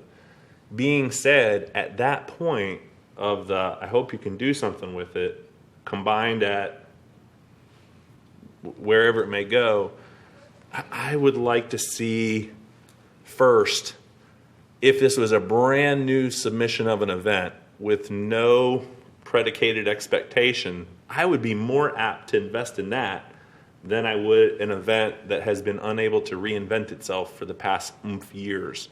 And that's my hesitation on the continuing of funding, when between funding that event at $8,000 or $8,000 to go GTR, which I know we didn't even talk about, but which one do you want, the event or the organization hosting it? And right now, I don't know if GTR is in a position from a sustainment to even have this discussion.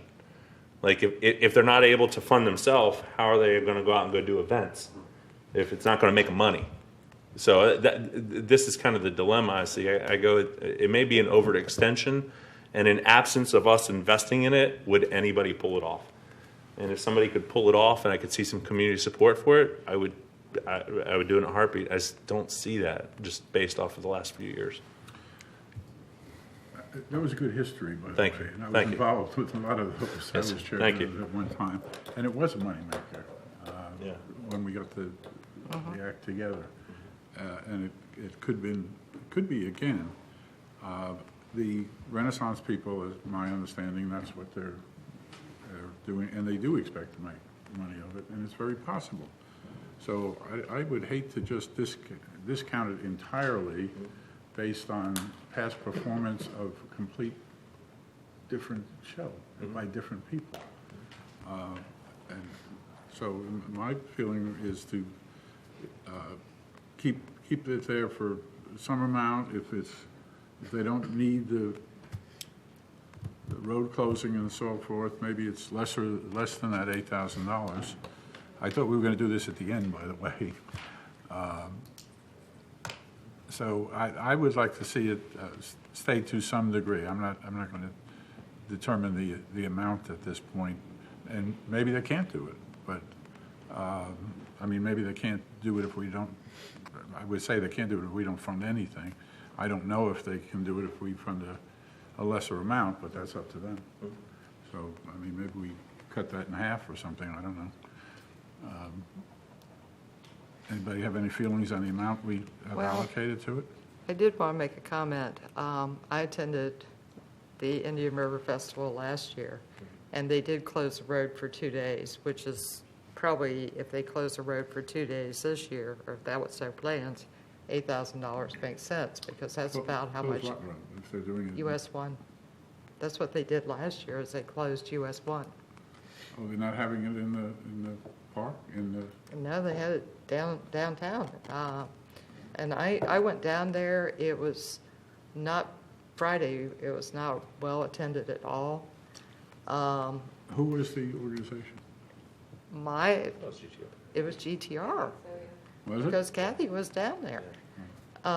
Saturday, it was sporadic. We had a lot of vendors down there, but we did not have a lot of people down there. I went down there and stayed down there for maybe 2 hours, talked to some folks, and came home. It was not heavily attended. Okay, well, what's your pleasure? I have to agree with Vice Mayor Behringer. I would say cut it. I just don't see it as spending that kind of money on an event that may. Which kind of money? The whole thing or a portion of it? Well, $8,000 on that kind of event that's We could not just say- going We to. could just say that they're going to get 5,000 or whatever amount. I would cut it. The whole Yeah. festival. Anybody else have any feelings on it? I'd be, if they are indeed trying to hold it at Titus Landing, I'd be curious to see the amount needed for police and fire. Not necessarily road closures anymore. I'd be open to looking at it. I am also open to cutting it. I know we already cut arts and algorithms, and I know they're trying to combine the two. I'd hate to see it go away, but it may be something that, as we've said, is I a think you just brought up an interesting point, though. It might be very successful at Titus Landing. right. Just from the first one being there. Well, if they go to Titus Landing, they won't need the $8,000 Yeah, right. because they'll need a couple of And that's why I'd off-duty like to officers. hesitate on cutting it, simply because I just don't know what they're going to recreate themselves Right. to be. I go back with you, Mayor, and I'm sure we were there at Titusville Little League and then bounced over. Those were the days. Those were the days. That was, it was this Doesn't tell them traditional, how many days ago that was.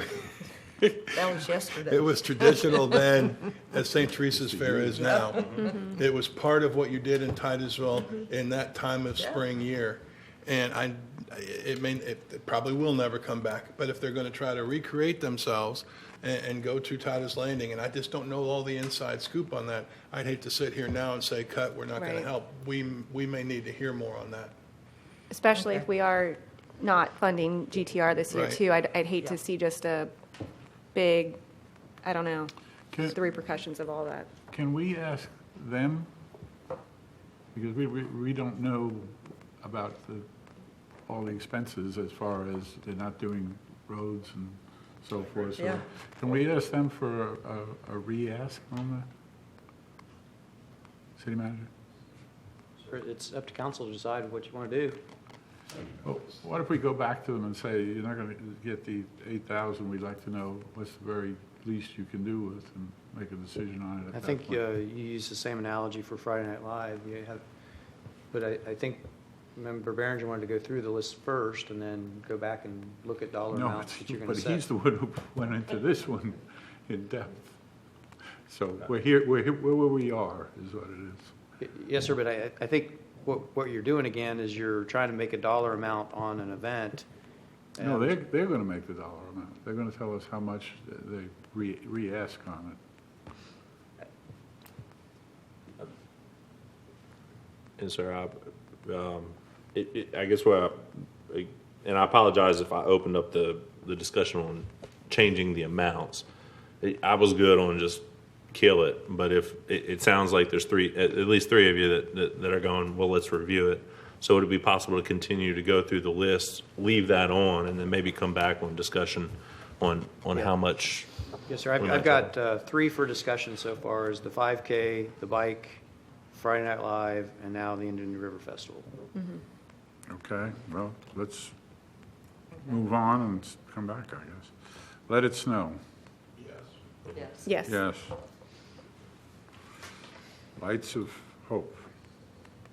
Okay, I'm going to say no, because I see how many people are over there, and it just seems like there's a very small number. I can walk out my front door and look over at the park. Yeah, I don't know. I've been there with my grandkids for 2 years, I guess, and it always there seemed people pretty, there? yeah. Yeah, when I've gone, it's been busy. Okay.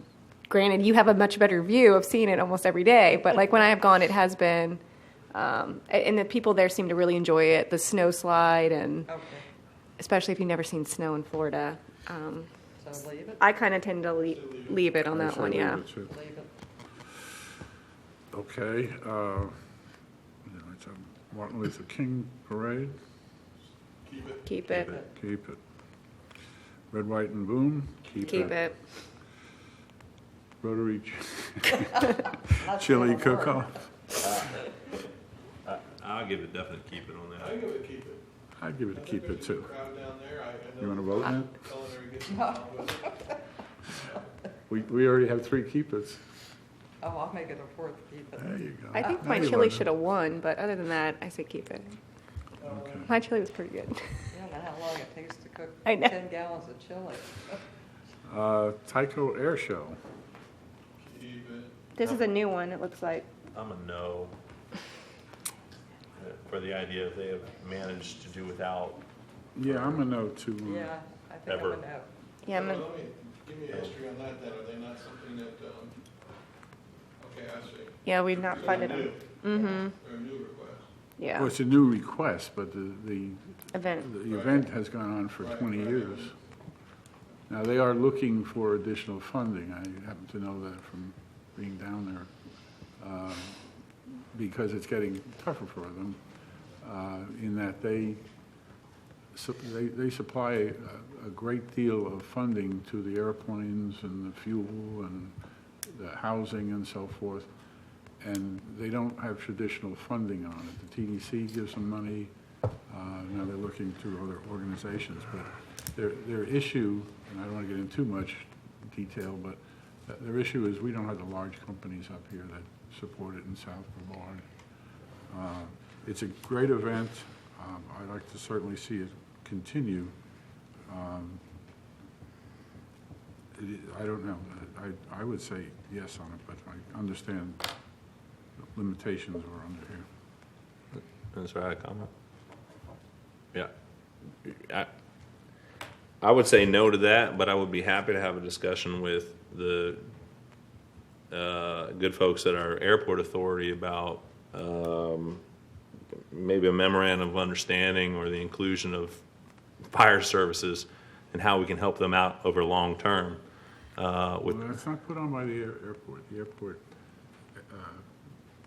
supplies some things to it, maybe funds them, I don't know, maybe some funding, but it's the Valiant Air Command. Okay. So, I mean, that's who you'd have to talk to if you want to talk to Sure. anybody. And I don't know if you should talk to anybody, your staff should talk to anybody. Mayor, if I could add, I've said a lot of times that I want to put the money where the people are. And if that's the case, that's certainly a place where the people are. So then my question would be, how much do they bring? How much money comes to Titusville through that event? I don't know the answer to that. Specifically, I don't either, but I've seen presentations because of being on TDC, and I've often been to most of the events over the years.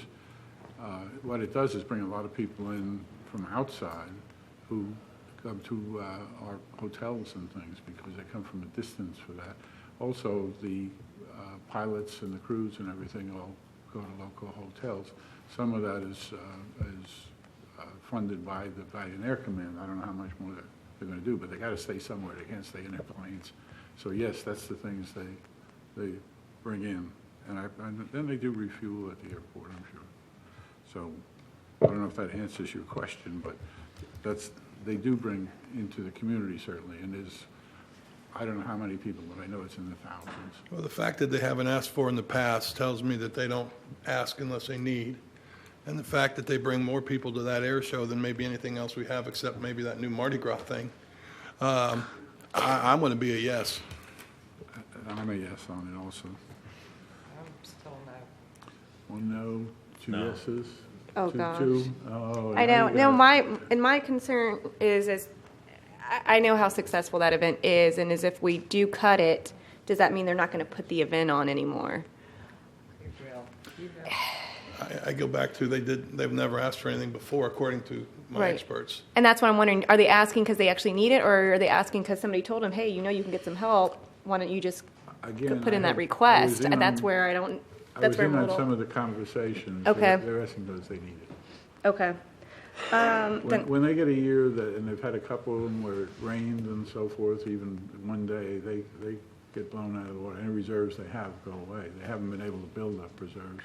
Yeah. So they are trying different ways of fundraising, this being one of them. Yeah, then I'm going to probably be a yes on that one. Okay, we got 3-2 on that one. So, Titusville's 150th, that's gone away. Veterans gone away. Parade has gone Okay, so away. as a summary, we have 4 additional items to take a look at, and you have generated $14,000.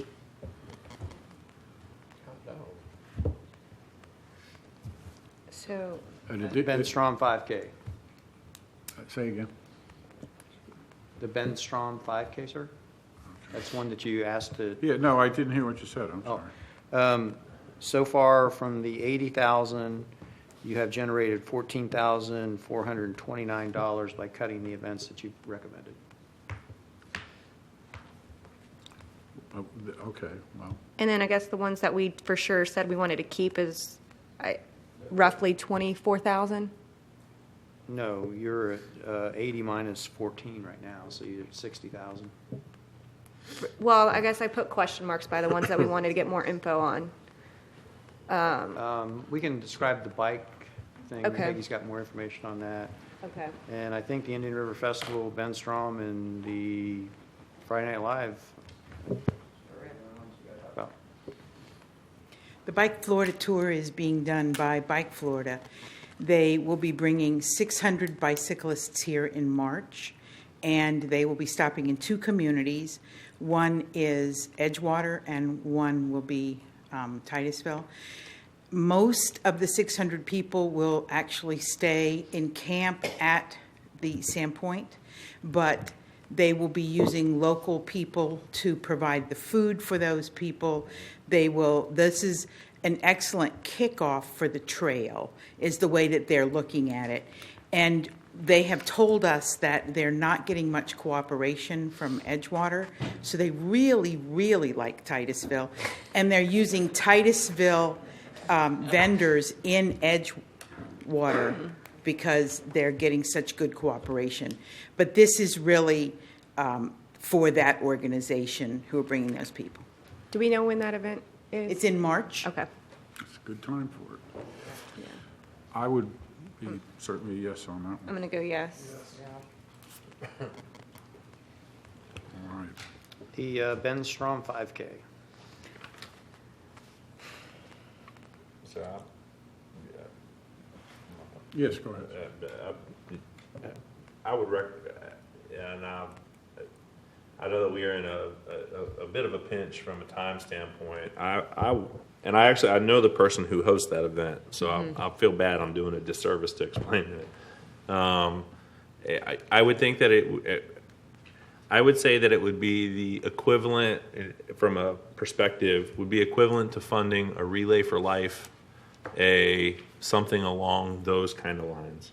So I that's where I would feel comfortable at a zero funding on it from a reduction, but it's up to council. You're saying cut it.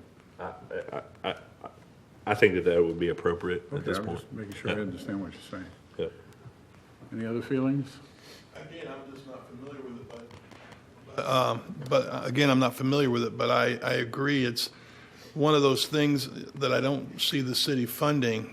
Generally, if you're running a 5K, if at Titusville High School somebody's putting on a 5K, it's a fundraiser, and you're paying for whatever it is you've got to do to put it on. So this almost looks like a donation from the city, and I'm not saying anything negative about this particular cause. I'm not sure what the cause is, but that also tells me it's not really publicized either. I just am unaware of this event. I'm not for funding 5Ks unless it's something the city's putting on. I tend to Three agree with. noes. Member Stokel? You're not, No, I was going to say no. I'm with the vice mayor on this one. This is tough because I actually know the family, yeah. So it's tough for me. But again, I kind of lean towards. I don't know if that's the city's role personally, so I'm okay with slashing it. it's unanimous. Next one is, I believe the discussion was Friday Night Live to put a cap or put a dollar amount on that. What do you think? I'm kind of leaning towards. They had 32,000 last year, which they tend to do their Friday night things monthly. Maybe kind of looking at cutting that number in half to 15,000, where it kind of suggests maybe doing it every other month potentially, or just giving that for them to work with to see what they'd like to do with it. That's kind of where I'm leaning towards. Anybody else? I'm sorry. No, please. I'm sort of looking at it and thinking they probably are getting $2,500 for each event. And if they cut out the ones over the summer that are not as well attended, that would cut $7,500. My math's right? So maybe For three. cut $7,500 from this amount. Well, it's hard to say because they got 32,000 last year, and then they increased their budget amount by 9,000. So I'm not sure what they were hoping to do with that, more events or not. So maybe Yeah. cut it I don't back to even- 32,000? They're at 26.8 right now. Yeah, with the 35% Well, no, cut. I'm saying cut it back to 32,000, and then they'd have the 35% cut. So 35% cut on to 32,000. Mm-hmm. No. Okay, no? I think I'm looking at this a bit more aggressive. So, Okay. and here's why. So I think that currently as monthly events, they don't draw with the intent that Yeah. it is worth the investment. I think at once a quarter, let them get once a quarter right, with the idea that once a quarter in conjunction with the other stuff that we have going on. So for instance, Let It Snow, that's one, right? Yeah. So then you got 4, now you got 5. You got a Martin Luther King Day parade, that's another some kind of big event. So every month there's something in Titusville that's a big something to do.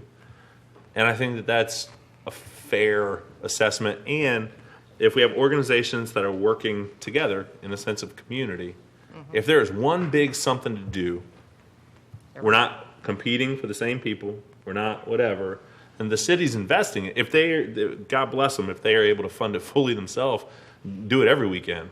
But if it's from a city funding standpoint, I'm looking at it and go, give me one big thing for everybody in town to do that recognizes our history, our culture of our community, and helps people come together. So I'm at quarter. I'm probably in agreement.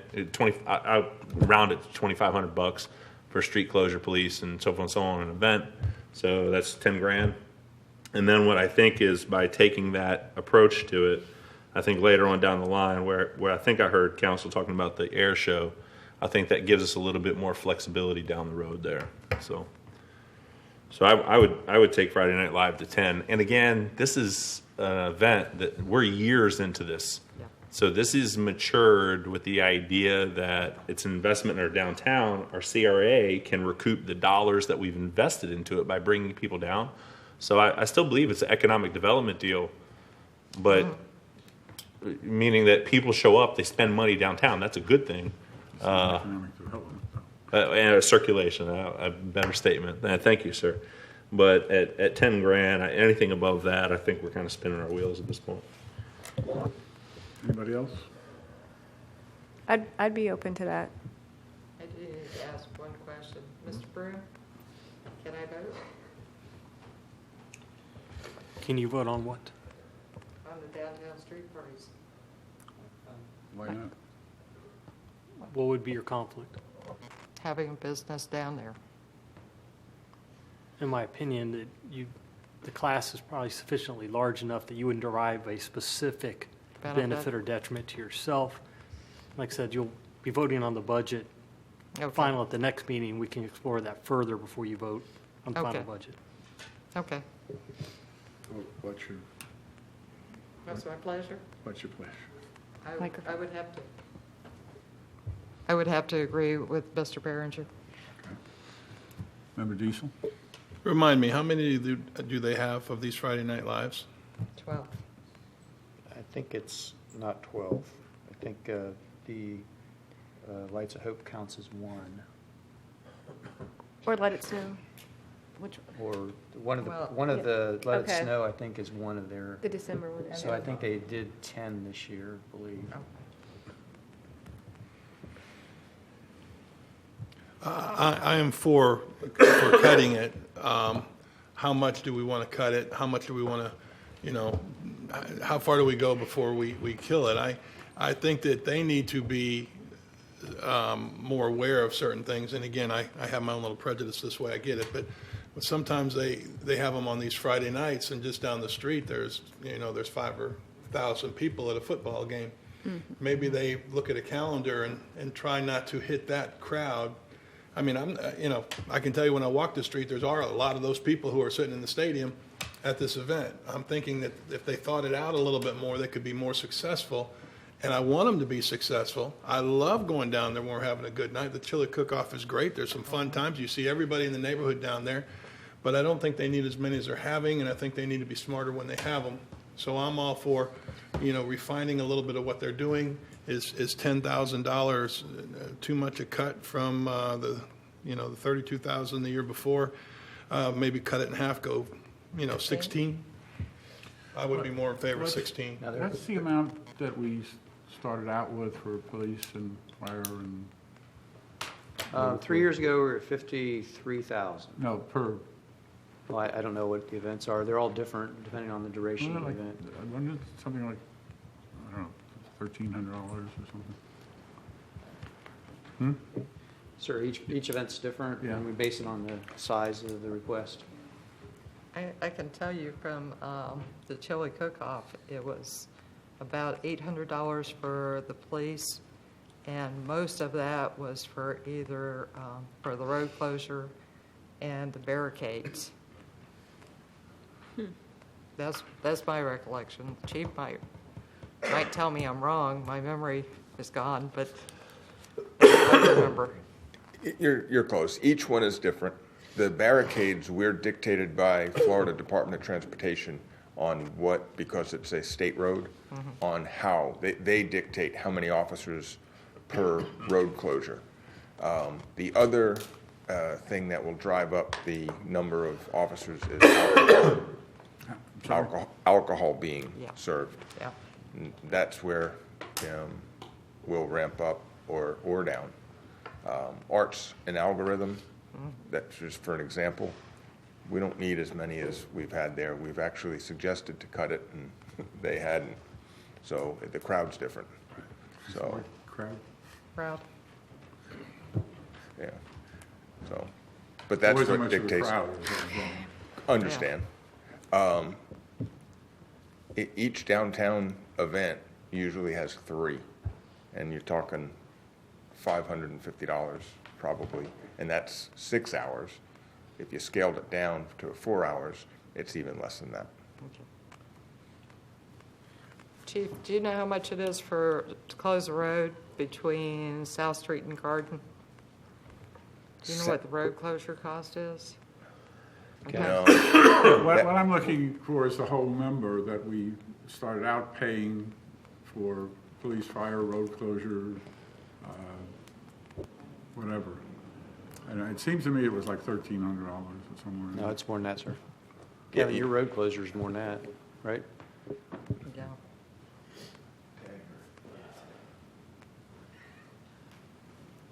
Yeah, we can put 1,600 to 2,000 into a road closure right now. And that's not counting the police officers that serve the barricades. That's our cost for our crews going out twice a night, taking everything down, putting it all up, and about another $600 in variable message boards. And we also do cleanup afterwards. Yep, street sweepers and things coming after. Maybe so. your number wasn't too far off then as to what to give them. Thank you.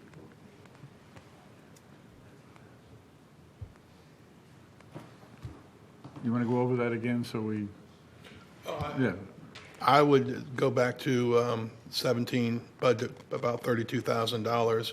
I would cut that in half to 16. And again, perhaps they cut their number in half or they don't, but I would think that that's a fair thought to me.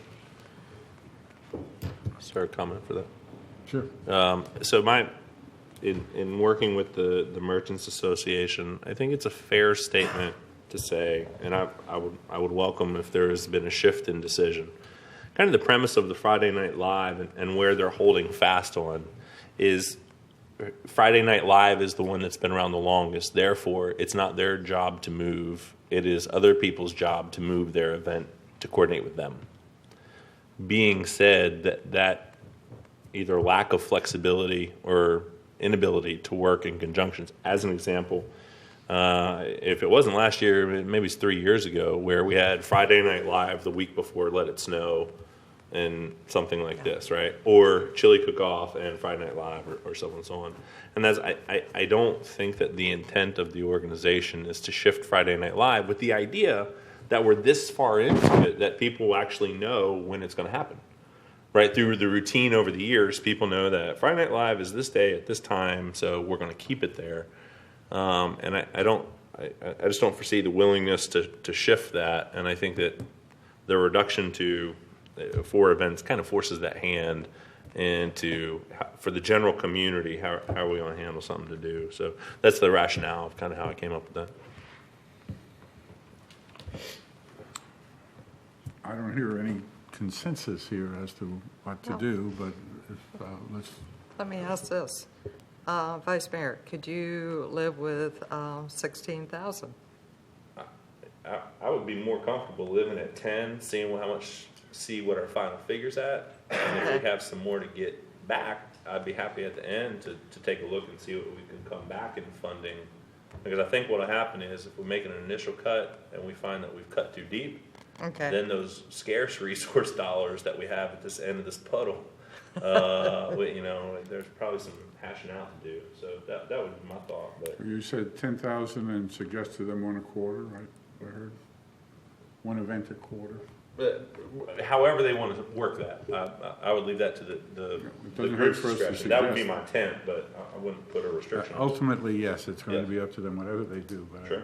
I think to suggest that might be a good idea. Would be happy to do so. All right. Any feelings on that, Ms. Stokel? I'm kind of in agreement with that. Okay. Okay, I can live with it. Member Diesel? Yeah, I just think it's a lot. I think that we felt, the council last felt that $32,000 was fair. They felt that they would want to request $41,000. You cut that by 35%, which is almost $15,000. You get them 26.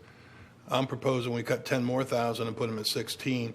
I think that's fair. Now, council will do as they please, and I get that. But for some reason, last year the council thought 32 was okay, and now we're going to cut that by 2/3. Remember, at that point, though, we were talking about 12 or 13 events. Now we're down to 4.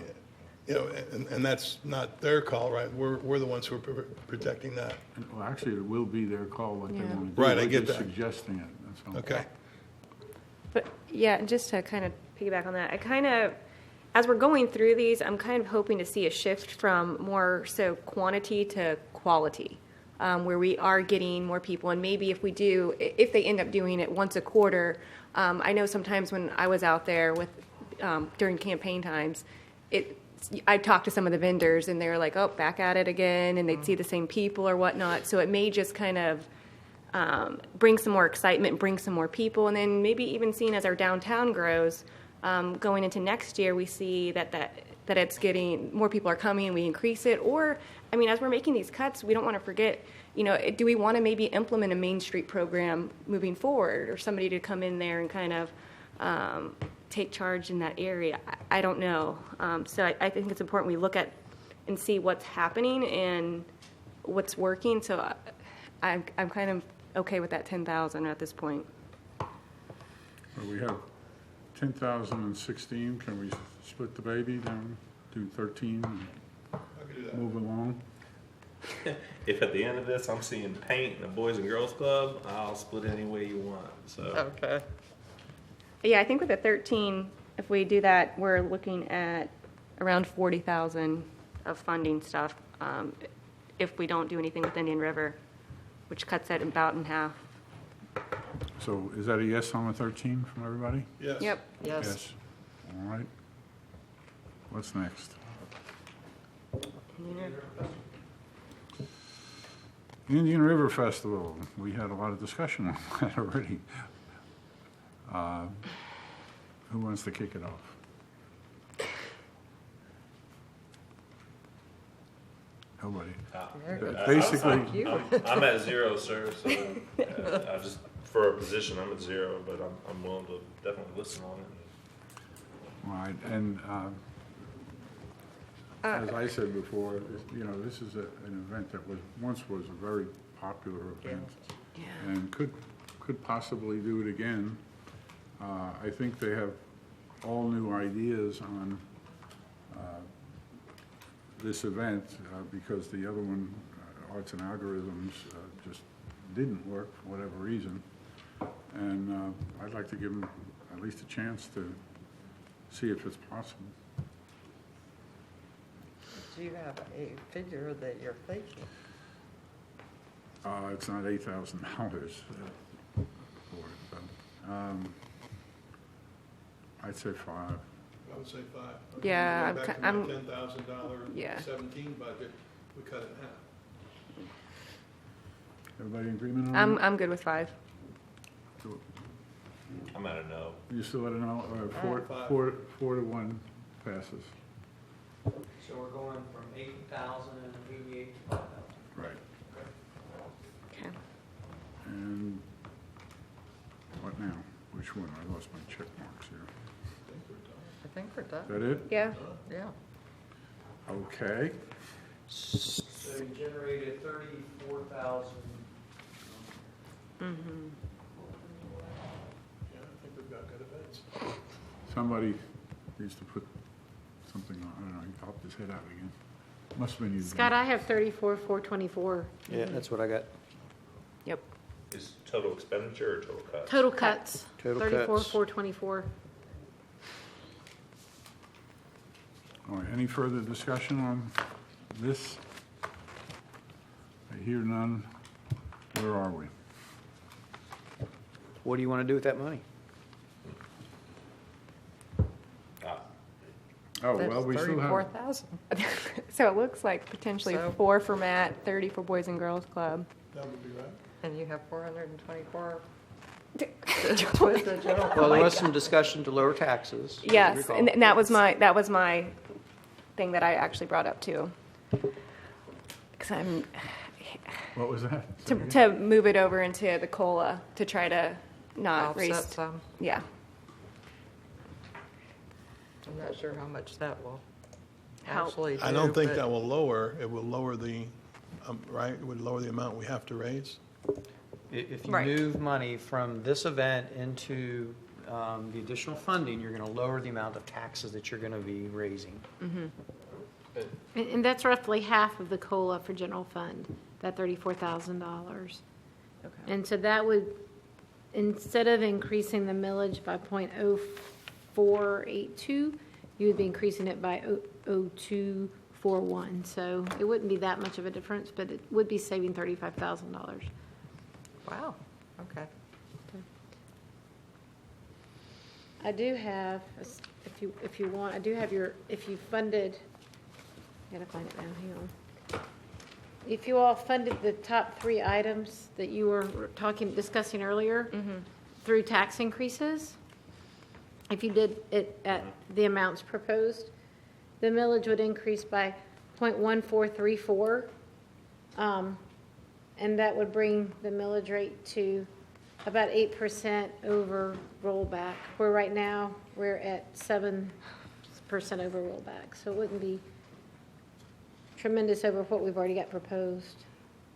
The actual millage rate would be 7.8008 if you funded those top three items as proposed. What were the three? The COLA, for the 0.5% COLA, the two dispatchers, and then the development services inspector. Did we pass that, development services back? You didn't really, but y'all were talking about that, Oh, okay, considering that okay. for the next meeting, so I added up what the impact of the millage would be on those three items if you decided to do them the way they are. And I also added, I took that increase in millage rate and applied it against the average home value, which is the $122,000 tax house y'all saw cute little pictures of.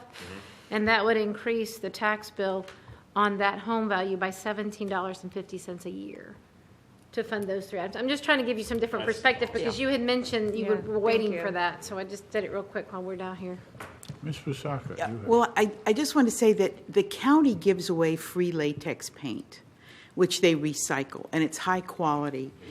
And so that may be a way that you wouldn't have to spend the $4,000 on paint, and then you would just have to get people to contribute their time. And we were talking with John Lau, and he said he thought for sure that different community organizations would be happy to do that. So you might be able to do what you need to do without spending the additional money. And thank. Solves the problem? Well, I think a chunk of it doesn't solve the whole thing, with the rationale of a paint may be free, but paintbrushes there's the additional associated costs sometimes are the kicker. So if you got $50 in the paintbrush, you get 10 people to show up, you want a paintbrush in everybody's hand, and you're $30 into it, $50 into it, whatever the case may be. So that bringing it to fruition, knowing that there's an asset there, if it's been there, then the question is why hasn't it been used? Or why hasn't it been used I think productively? it's used by different groups. Sure. It's something they've been doing for years, so there is some That use to it. that would be my. I still would think that we could tuck away some money for that, and even if it's money that's applied to help get the word out internally to neighborhood services program or so and so on. I know that whatever, if that action or that goal is coming from the community, that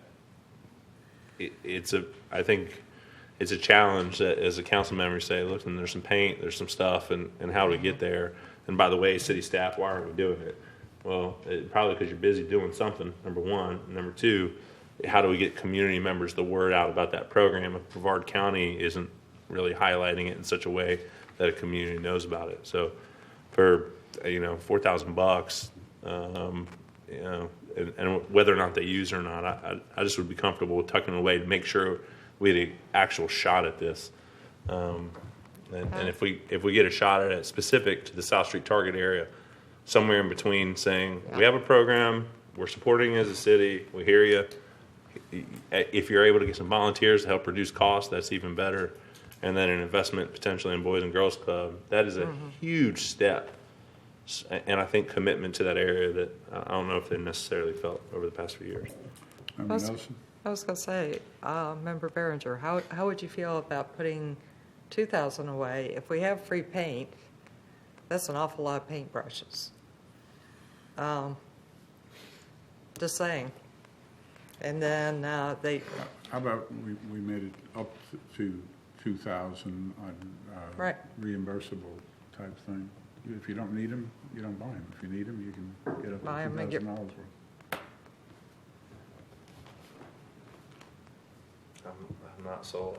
I'm not sold, but I just asking. I think that in comparative to scrutiny, and in comparative to scrutiny and investment, in comparative to scrutiny and investment, what I would be seeing if I lived in the community where this might affect what I would hope is that we're going to take a potential $4,000 investment into go paint it yourself that enables people to do something, gives them a hand up, in contrast to some other events that amount of money. How about if we, again, split the baby Yeah. at 3,000, And if it's reimbursable, you buy them, up to that amount. Yeah.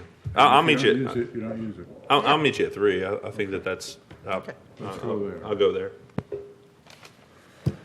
And now, your number is Oh, still there. Did you want I'm that? sorry, I can take that off. Can you? You sure you want to say something? I don't want to say a thing. Did we settle the boys and girls thing yet? I think that, You're saying. I think we settled it.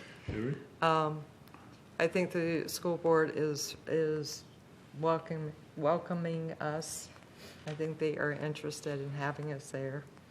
The Housing Authority also wants to have us there. So there's a couple different potentials. Okay. And I'm really curious to see in our community what it does to our juvenile crime rate and to our graduation rate and what kind of jobs these kids get. Because if this gentleman comes in and does what he says he can do, it's really going to be fantastic. You just said something that's very important, I think, about jobs and so forth. Because my hesitation on it is, and I think it's a great organization, and I'm convinced of that, and I've been to the meetings that you invited me to go to and so forth. And I really do think it's great, but it's not one of our core missions. It's more of a church or civic clubs or something or other. So that's where I have a problem. But now you're mentioning some other things which struck a chord that they're teaching these kids how to advance themselves by themselves, really, or with the help of the club, and go out and get jobs. So that's another whole perspective.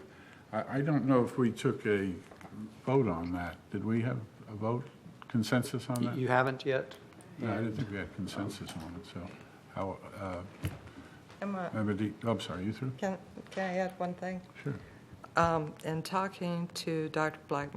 Blackburn the other day, one of the things he said was he came through the Boys and Girls Club, along with a number of our community leaders. And he said, my problem is I have people who come in that want to do vocational training with our kids. And he said, until our kids learn responsibility and accountability, I can send those kids from the alternative school over there all day long, and they are not going to be good employees. And he said, the reason we are interested in having you there is because that club teaches responsibility and accountability so that when I get them in a vocational program, they succeed. Yeah, I think So that's the advantage. that's sort of it. yeah. That's the advantage. Member Diesel? I think the Boys and Girls Club is great, all for it. I guess the concern I have, and this doesn't change my feeling about how good the Boys and Girls Club is that I know that when I spend time and speak with Reverend Blatt over at Gibson Center, the thing he has said to me is, I need your support. Is there any financial support you can give us? And at that time I said, no. I said, there's just not. We're just tight.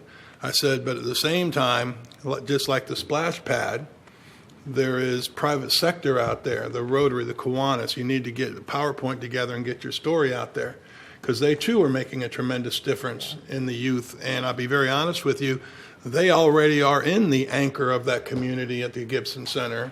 And we are hoping to get this group to move into the other side over in Whispering Hills, which could be the counter anchor in a good way. So I guess if I have any concern at all, it's that the folks that are already here, the folks that are already fighting the fight, the folks that are in the Gibson Center, who have come to me and said, what can the city do for us? He's been in front of us a couple times, and we pretty much, we don't have anything.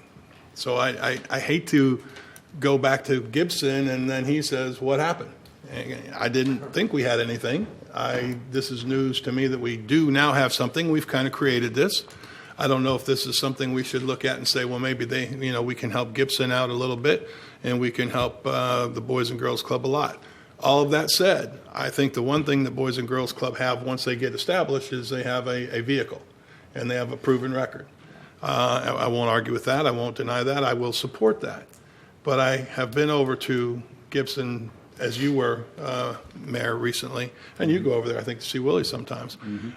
They've got a lot going on without a lot to do it with. Yeah, that's true. And when we say to those people like Willie, and I just saw Willie speak to Parks and Recreation, and the same answer there, we will support you and we will help you with it, but we don't have any money for you. So. And I think your bigger point that you're making is that it's a slippery slope. It is a slippery slope. Yeah. And I'm gonna, I gotta I'm let sorry. somebody else talk. Vice Mayor. Thank you. Member Dees, I believe to that point, number one, Member Nelson, whether it be,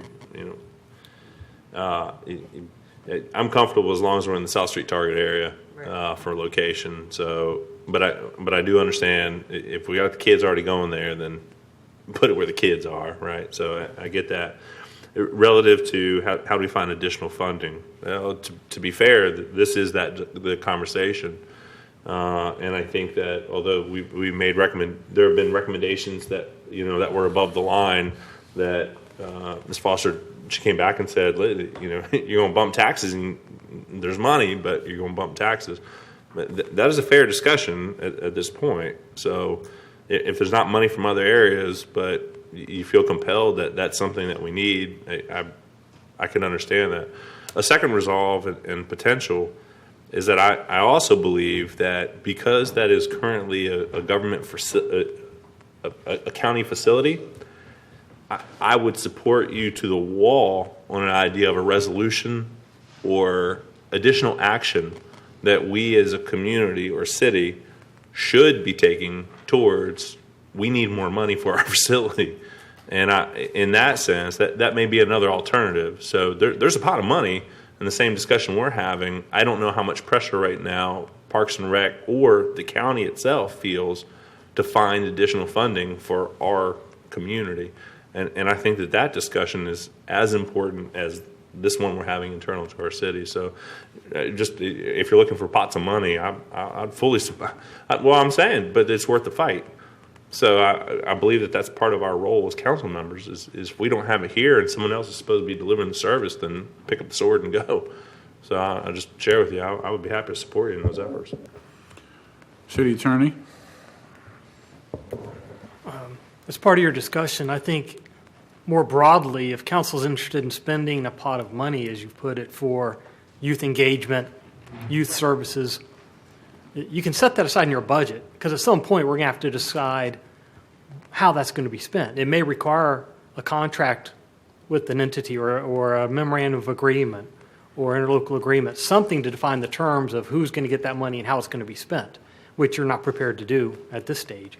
You may just want to make a decision as a policy in this budget that we want to set aside $5,000 to be spent for youth engagement, and then at some point you can come back with the city manager in a council meeting and you're going to discuss how is that money going to be spent and the parameters of that and what it's going to be spent on, because there's a lot of details missing other than you may decide that is a public purpose for that youth engagement, set it aside in your budget.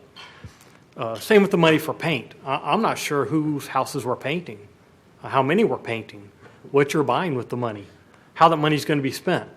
But you may decide, okay, for beautification, or you may say, I want to put aside $5,000 in a fund to be used for that. But at some point, it'll come back to you and you'll need to discuss those details and flesh that out. So that being said, there may be certain organizations that assist the youth in different manners. I think we heard, Member Diesel talk about some, and of course, Boys and Girls Club. If you're looking at upgrading even the school facility, I don't know that definitely is going to be Boys and Girls Club. It may be something else. But you may want to set aside that money in the budget. And then we can come back and discuss how you want to spend that money. But more broadly define it as for the youth or some other way. Member Nelson? And Dan, I just want to point this out. If the if Reverend Blatch took over the gym, he should have been getting money from the county for that gym. Because at some point, they were paying $2,400 a month to the group that was there to run the gym. So they are getting some government assistance.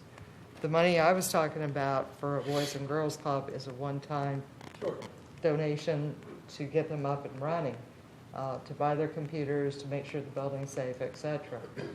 They will be spending about $120,000 a year on that area, which is not coming out of our pockets. So it's not that we're going to be funding them on a regular basis. It's something that we're getting them a sort of a boost up and saying, come on, let's do this, let's get going. Yeah, I'm good with that. So, but Reverend should be getting money from the county for running that facility. And so you might want to ask. Can I ask you, how did they come up with the number 30,000? How is that, as a city attorney just said, we have to know exactly what it's for? I can tell you, basically, in talking to the school board, if that is a facility that we go in, their estimate is it is going to take $30,000 to fix that facility and bring it up to where it is safe for kids to be. So it could be less, it could be more. Obviously, if it's a partnership, they'll pay for part of it, part of the repairs. Mm-hmm. So you're saying it could be less than $30,000? Could be. But could we give less than $30,000 tonight, or you're saying that? I would say $30,000 tonight for youth, as Mr. Broom said, toward youth programs, and it could end up less. It could end up less. We could turn around and say, the school board wants to give us $15,000 toward fixing that area. So we now have $15,000. Do we want to buy computers for them and get them up and moving? But I would suspect if the school board will come in, we should have extra money in there. I'm not sure, maybe between you and the city attorney, you can come up with some way that we can make an obligation for $30,000, and if these other things happen, how do we know that the group can just say, well, we have the $30,000, we're going to use that? Are you saying we have to raise a certain amount of money? Basically, the city does not fund the program. The citizens have to fund the program. And we are at a point, it costs about $120,000 to run a program. Mm-hmm. That is raised through donations, fundraising activities. And they had some fundraising. Those kind of, endowments, those kind of things. Yeah, but what I'm saying is, and it's a kind of a knotty problem, is we obligate $30,000. They would have to show this is how it's being spent, and as opposed, I would ask Mr. Broom, but I would say they would have to show this is how much is being spent. Here's the contract. Here's the bill for materials. Here's whatever. So it'd be another reimbursable loan. It'd be a reimbursable. Mr. Broom, can I ask you how that sounds to you? Eventually, that is going to be up to council. As we said before, you even have your own policies you've adopted on. Before you spend money with the third party, you're going to find out, first determine its public purpose, and we really don't know all the details of what you're proposing or who's getting the money. Right. Yet something council would have to weigh. Second, what's the money going to be used for? In the event it's not, how would you recapture that money? Your policy has all these criteria you evaluate anytime you're going to be spending money on a third party. That's why I suggested if you feel that under your policies in this budget, you want to have a certain amount of money set aside for youth services, then I think it's going to have to come back to you, and then you'll have to have that discussion. Do they need the money? What are the parameters on that? Is it matching? I think then we can create a program and for that funding and an agreement. And if that doesn't work, we could look at another program, but I think council's got to decide in your budget, do you want to set aside money for that type of purpose? And then as you see an opportunity to spend those funds in your budget for your services, that would have to come back to council. Then at that time, I believe you would vote. You would create a memorandum of agreement or an interlocal agreement, depending on the entity we're dealing with, and what the criteria within that program is going to be. I don't think you could do that tonight. Of course, that requires negotiations with what other entity we're going to deal with. I think the bigger picture tonight is for setting this budget and this tentative budget. Do you want to set aside money for those purposes, and how much?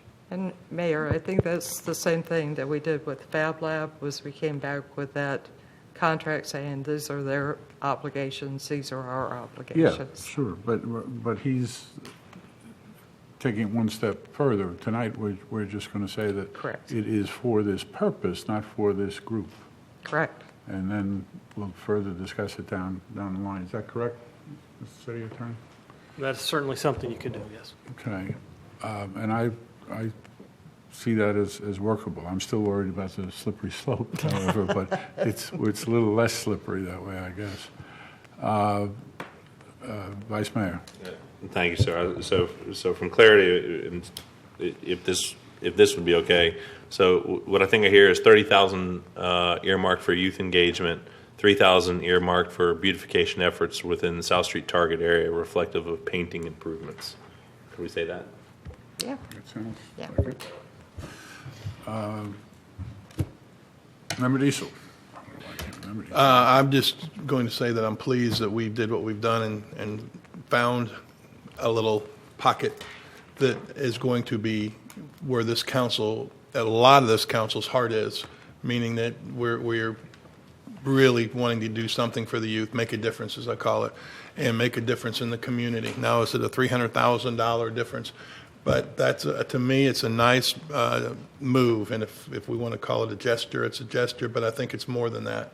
So I like the idea, and I actually like the city attorney's guidance that we can delegate or designate that for youth programs.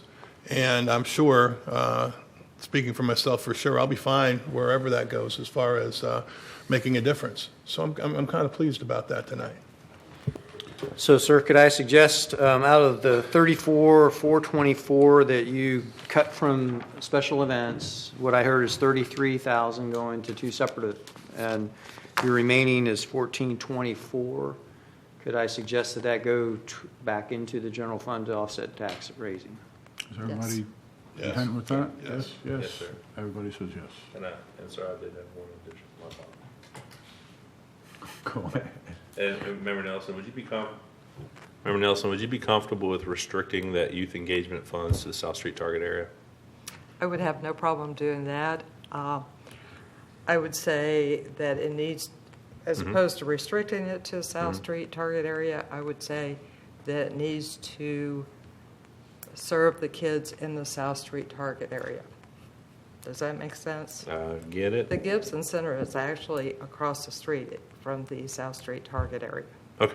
I didn't know if you knew Fair. that. No, fair. So- I'm in line with you. Yeah. Thank you. Does that create any issues, Mr. City Attorney? I understand the intent. We can look at that and we can discuss it further at the final budget. Okay. Mr. City Manager? So would you like to, since we got 1,424 back, could you do some math on that so we can let the council know what the... Take that off of the 221 that you're talking about when you have funding, and just off of the military, that 229. Well, you added the COLA, 2 dispatchers, and a community development person. So you want me to net the 1424 off that? Yes. Gotcha. Hang on. Yeah, if I'm not used to having a minus button in budget, sorry. You all right? Yes, sir.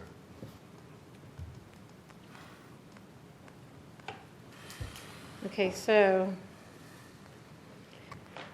if we were to fund the top 3 items we discussed earlier, and we put the 1424 savings towards that, the millage would increase by .1425, which would bring the total revised millage rate to 7.799 approximately, which would be 8.26 above rollback. Is that what you wanted?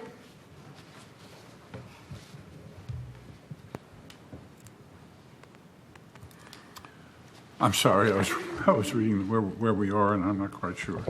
At this point, do we go to the votes on this? No, sir, we have a summary here. Bridget has netted out what the summary of your actions are for the raising taxes. Okay. Okay, so that would put us at 8.26 above rollback, which would be a proposed millage rate somewhere around 7.799 approximately. And that would be an increase over the proposed budget by .1425. And the effect on the taxpayer is? Oh, hang on.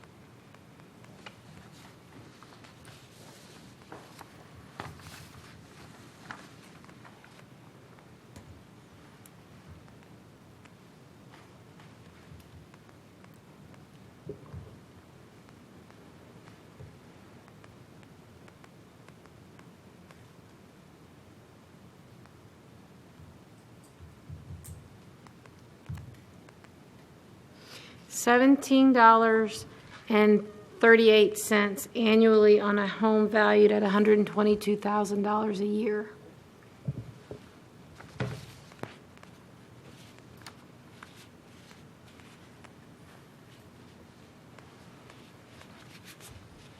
And of course, that's in addition to the property value increases that you're aware of. Okay. Still not sure what number. Before adoption of millage, we have to publicly announce what the millage is, correct?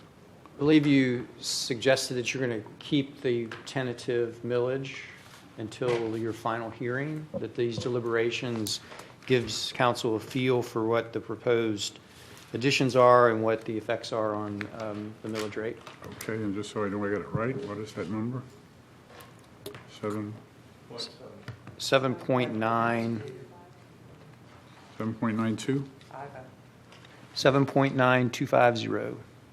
Okay, so our tentative millage, I've publicly announced it,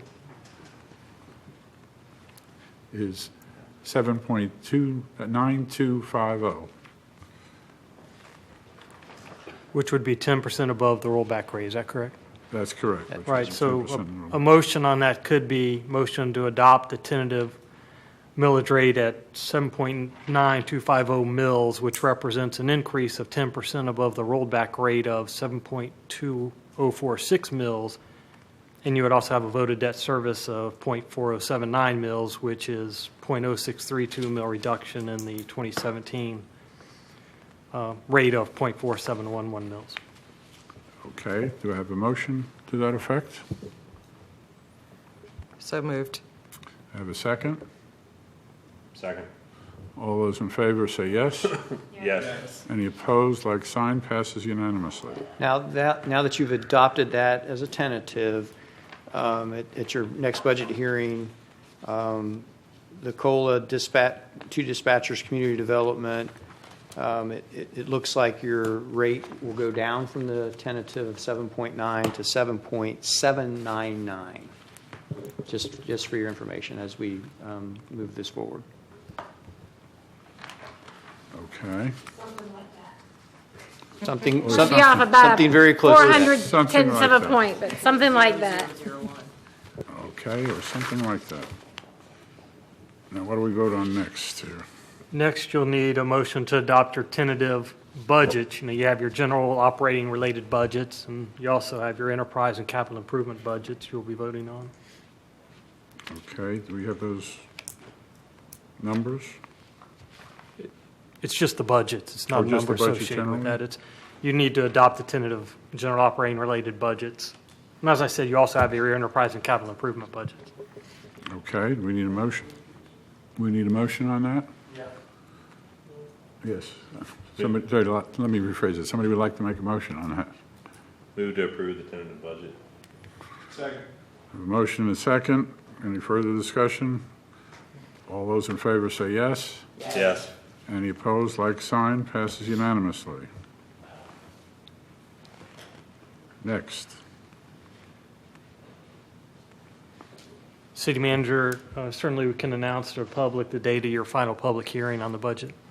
Yes, the second public hearing will be on September 14th, which is next Thursday at 5:30 p.m.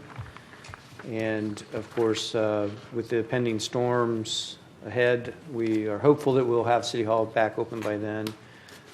One additional note, on each one of your desks is a services that are available for citizens during the storm. So if you get anybody that would happen to contact you and want to know where some of these services are available, I don't want to get too far ahead of Brevard County, but we estimate the shelters will probably be opening up on Saturday. And just to refresh council's memory, we plan to close City Hall and other offices on Friday and stand up the Emergency Operations Center on Friday to be at full strength sometime on Saturday based on the storm's movement. And just like in Matthew, I'll provide updates to council as I can via email as to what's happening. Okay. Yes, ma'am, go ahead. Sorry, going back to the budget, do we happen to have the number of how much the millage rate was raised last year? We actually rolled back last year. So it was not, okay, so do we know when the last year we have raised taxes was, by chance? The year before. So, okay. All right, and then my last question, this is it. And this is more for you. Do you happen to have the figures if we were to just fund the top two items without the third item and what that millage rate would be? I could figure that out for you real quick. Okay, thank you. Let me get it back up. I was hopeful here.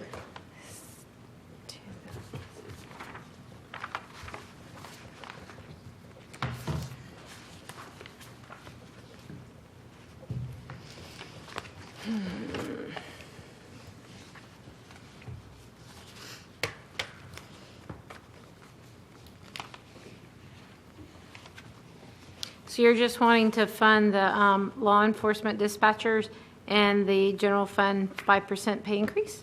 Yeah. Okay.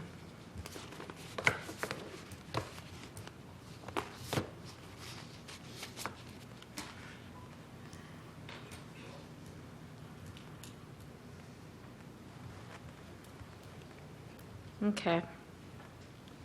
That would mean we would need an additional $165,701 in revenue. That would increase the millage by 1.036. Your new millage rate would be somewhere around 7.7612, and that would be 7.72% above rollback. Okay, thank you so much. All right, are there any other things that we have not completed? City Attorney, I think we completed them all. Hallelujah. One comment. Yes, sir, go ahead.